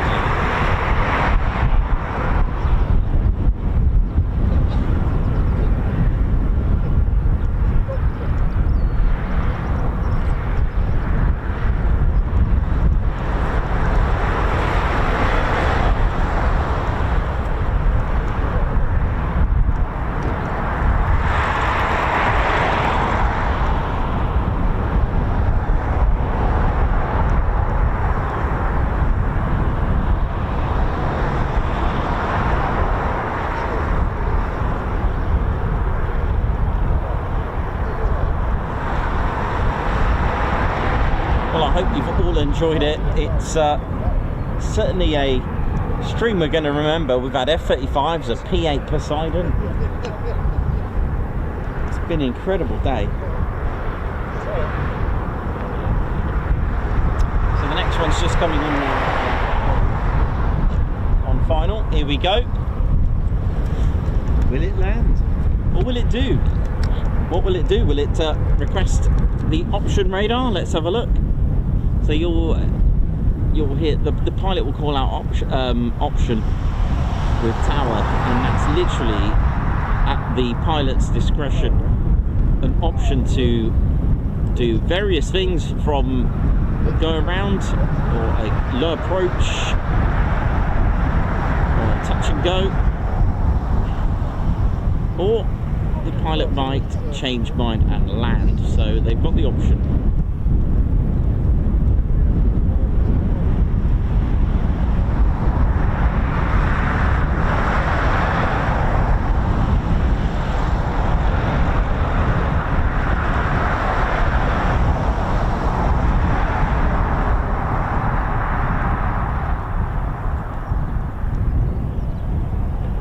Good pilot is always training, always practicing. A pilot is able here now to carry out more than one takeoff and landing in one day, in one sortie, as the touch and go procedure can, you know, give the pilot the chance to just get more and more takeoff and landing experiences, get used to doing missed approaches, low approaches, training.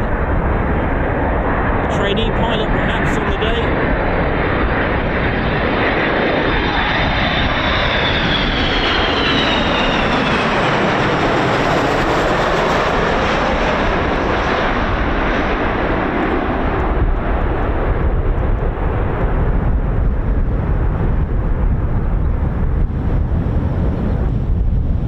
Amazing.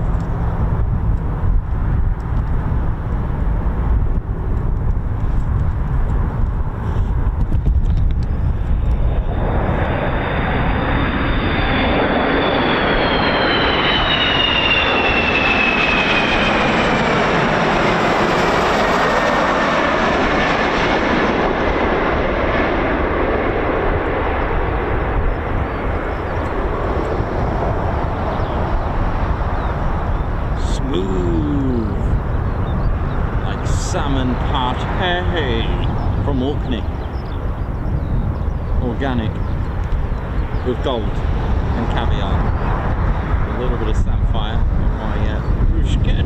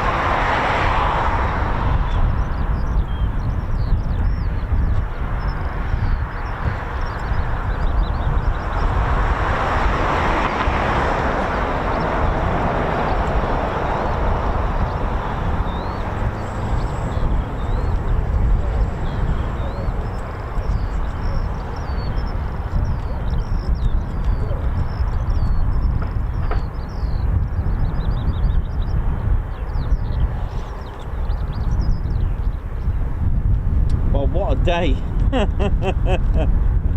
It's been incredible.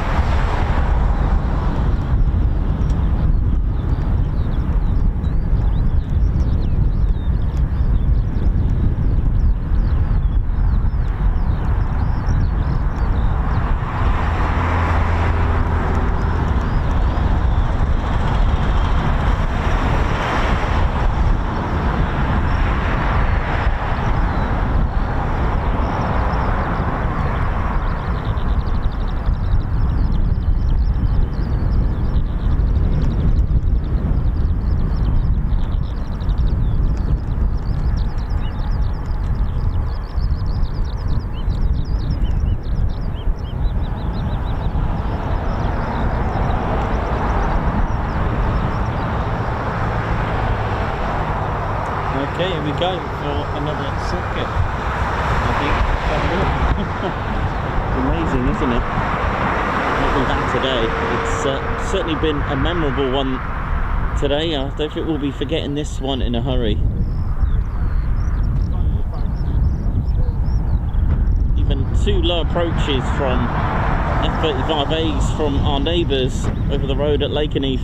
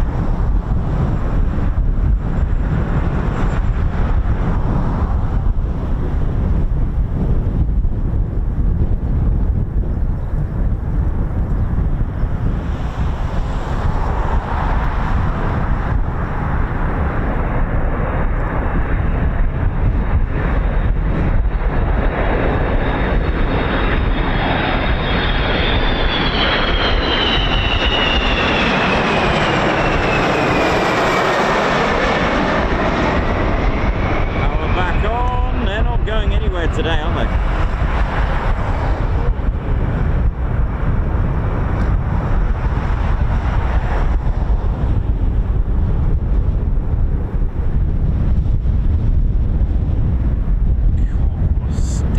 Punchy out here.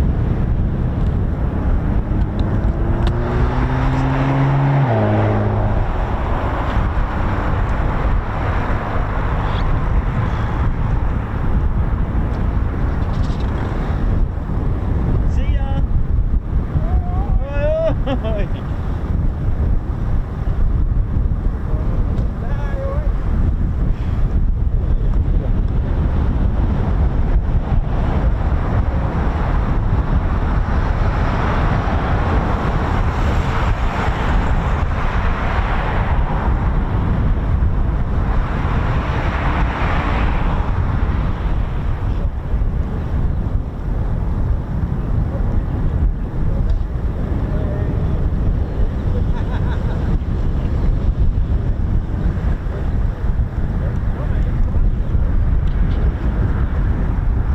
It's that windy. Ted's got no flag, no beret. It's just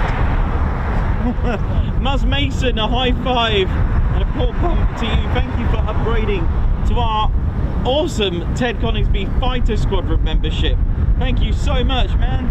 Thank you very much. A Guards March to you, Muzz Mason. Now, Sam, congratulations on 12 months membership today. Wow, 1 year, new patch day. Yay! What a way to celebrate. Oh yes. Julie Beard, 1 month away from 12 months. Wow, weird time flies when you're having so much great fun watching the planes there now. Thanks all in the chats and on Discord. Been a pleasure. Thanks a lot, Julie Beard, Guards March. Thank you so much.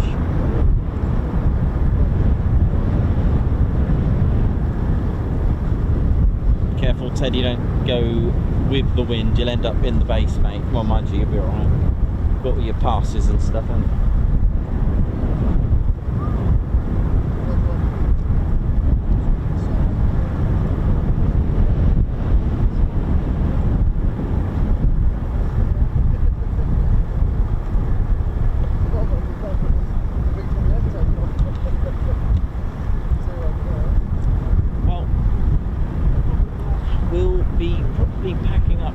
Shortly as well, actually, ladies, gents, teddy bears as well. It's coming towards our end of our show, and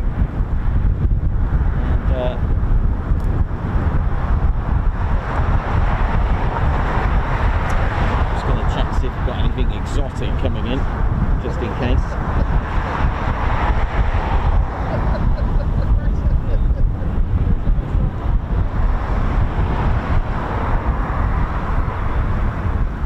Been that bad, the weather today. It's been really shocking today.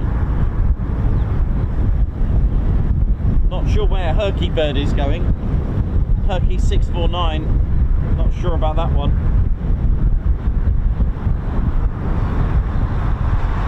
We'll go here, we'll go Lakenheath.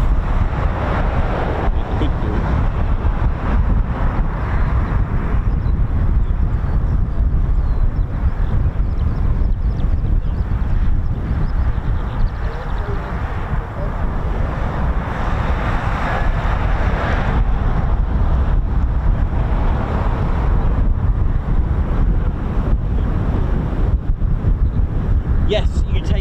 Good to see you, mate, yeah?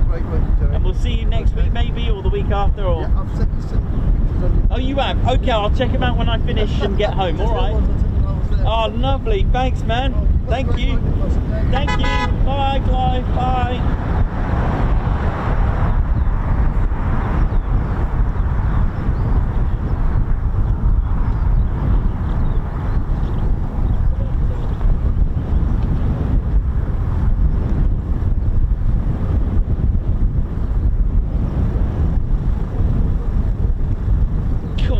I'll tell you what, these heavies have been doing more circuits than someone at the gym, honestly. Oi, oi, take care, lads. Thank you. Look at him.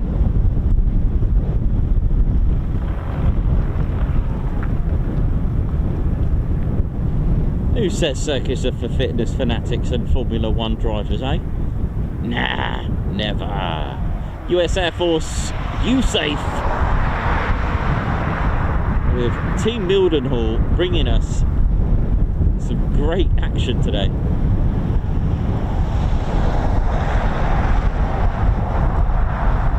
Such a good looking aircraft as well. To think that, you know, still going.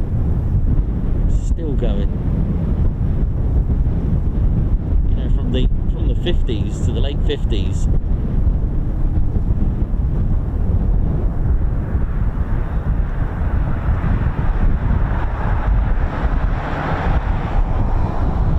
I really don't think this is going to land, is it?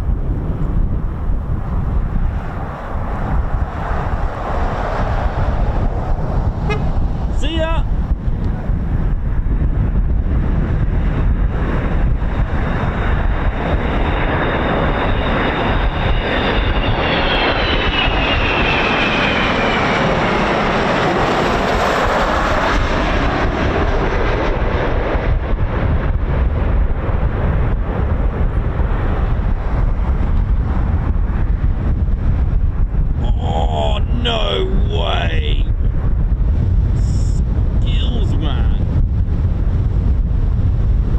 Safe if I was a worm.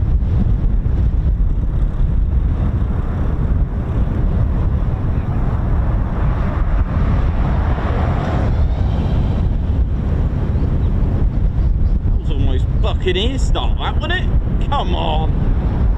That was low.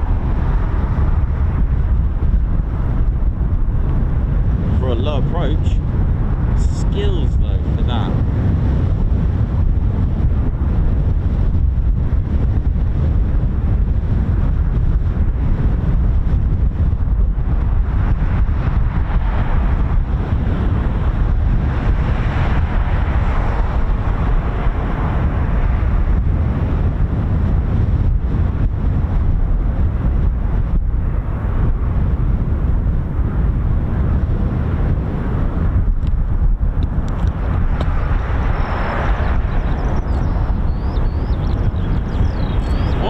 Hang on. Whoa!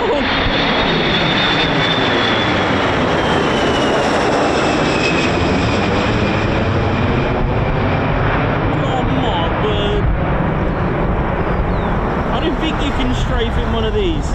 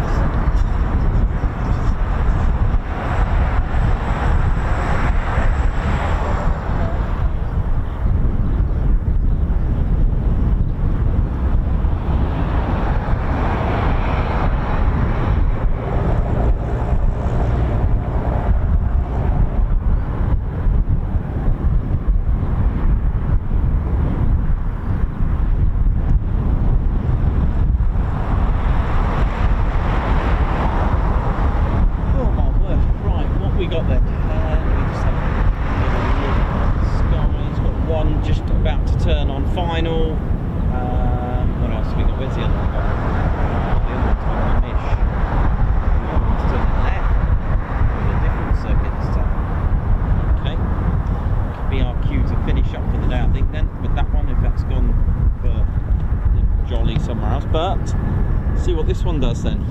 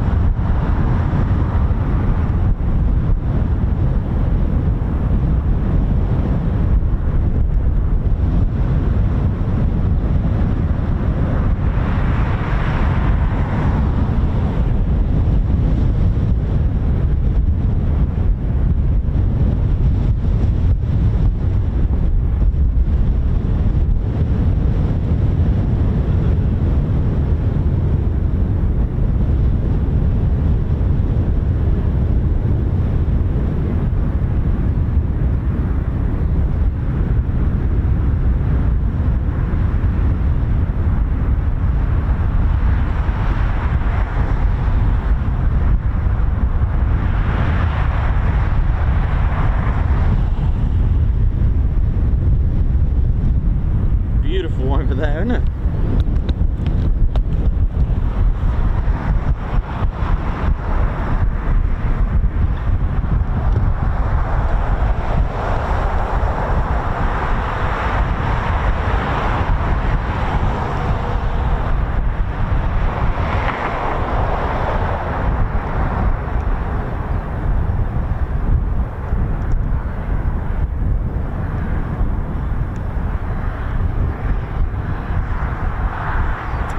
Muzz Mason, Reece Stevie Boy, members, how you all doing? Thank you. Colin Booth, Mark Garwood, Paul Mayers. Hope we're all well. Davey, how you doing? Spanner Flight, what's going on? Gucci Man, Margot, Argan. How we all doing? Hope you're all well. Perez, Mattman Bush, Ellie J Approach, Chris Bloxham. Right, Wizard. How you all doing on here? Mayhem Marshy and Dr. Soda as well. If we had Claire Bear on here earlier, because I seen Jack and Potatoes been mentioned. Chris Bloxham, oi oi. Keeping the chat sweet and neat. That's how we like it.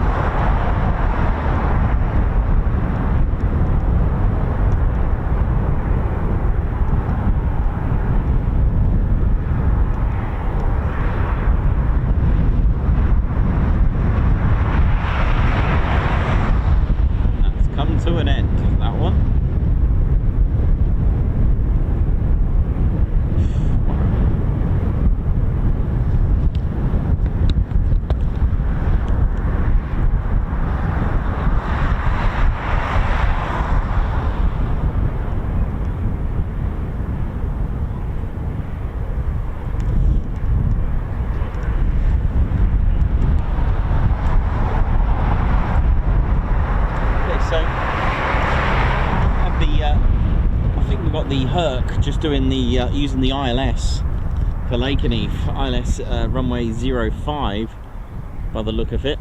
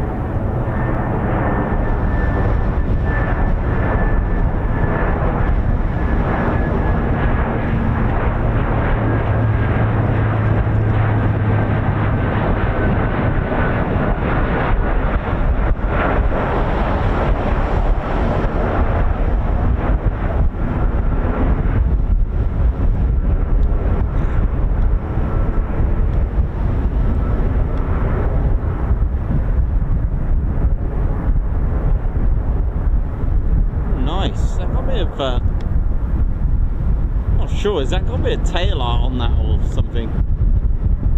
Looked like it, didn't it? Just on the bottom there. Looks like it, doesn't it? Oh well, we might even see that tomorrow now.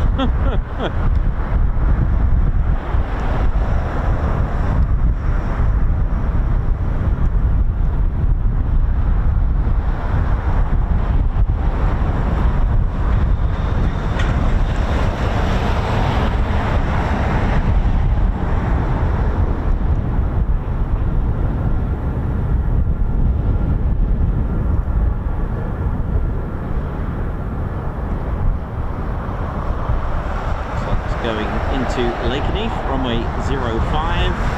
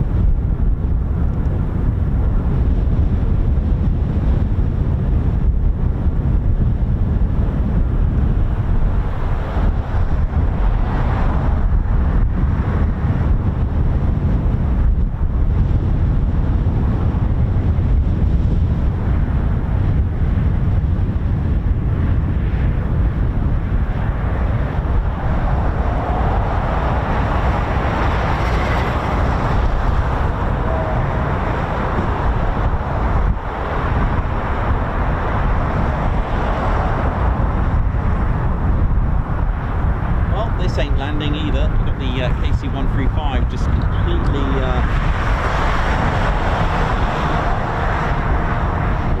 hang on, let's have what this is going to do. So this is on initial.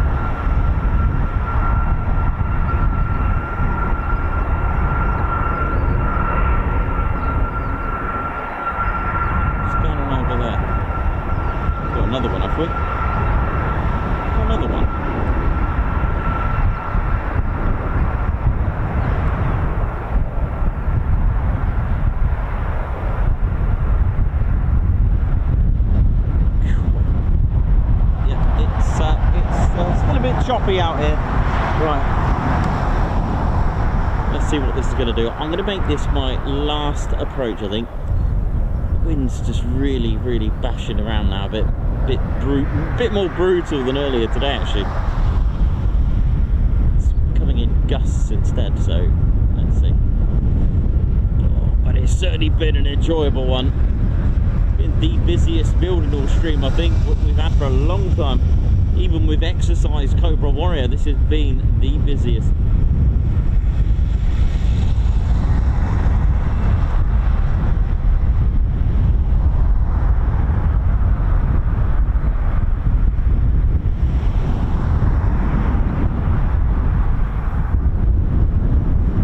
You can probably hear it at home or wherever you're watching from. That wind just all day has been howling down the howling at the mic.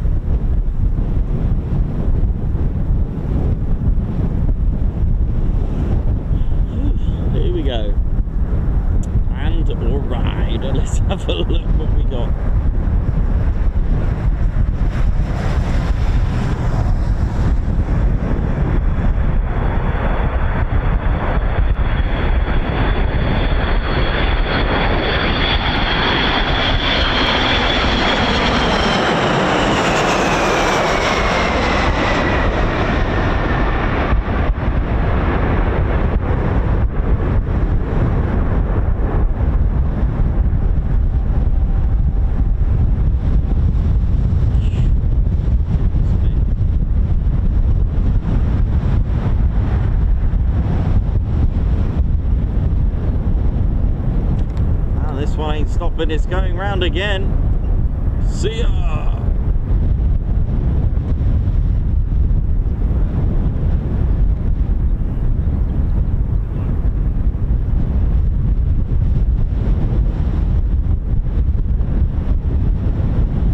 God, look at that angle then.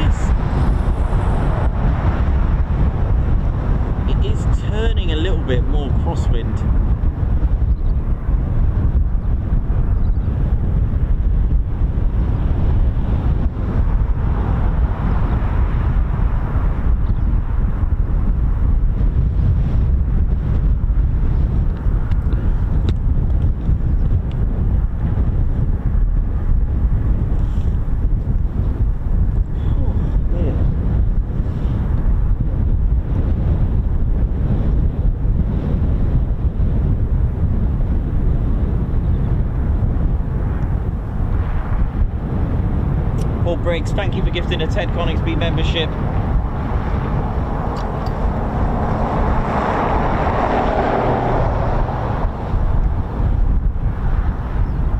Thank you. A Guards March to Paul Briggs. High five, thank you very much. And ladies, gents and teddy bears, I'm going to finish up for the day to get ready for tomorrow's awesome day.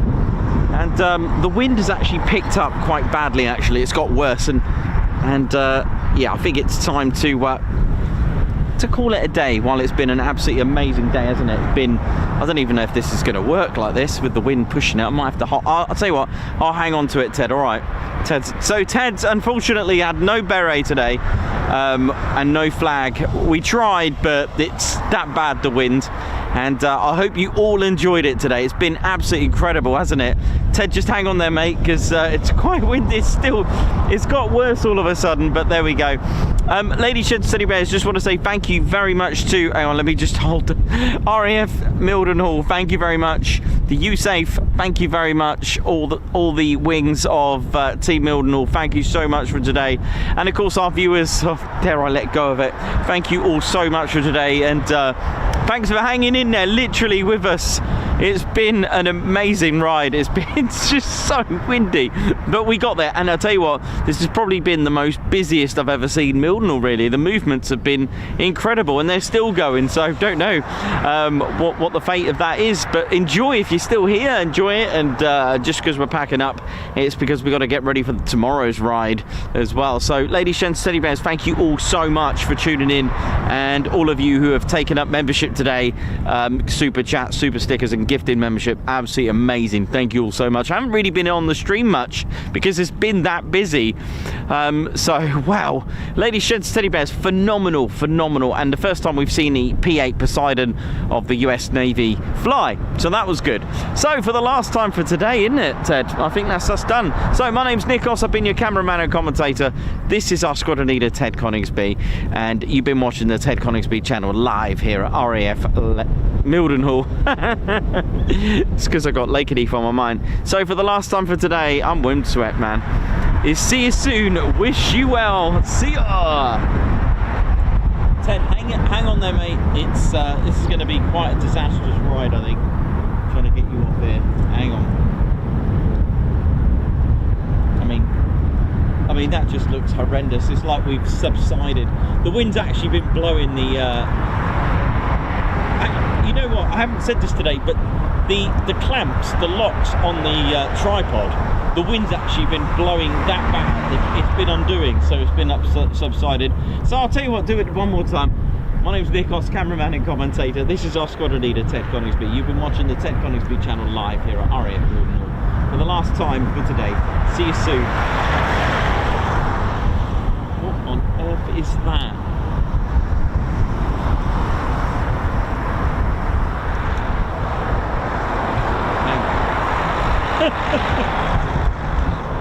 What have we got here? Did that not land?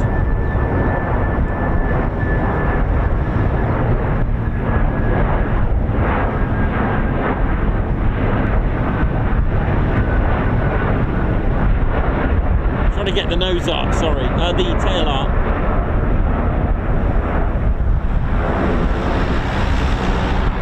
It has got something.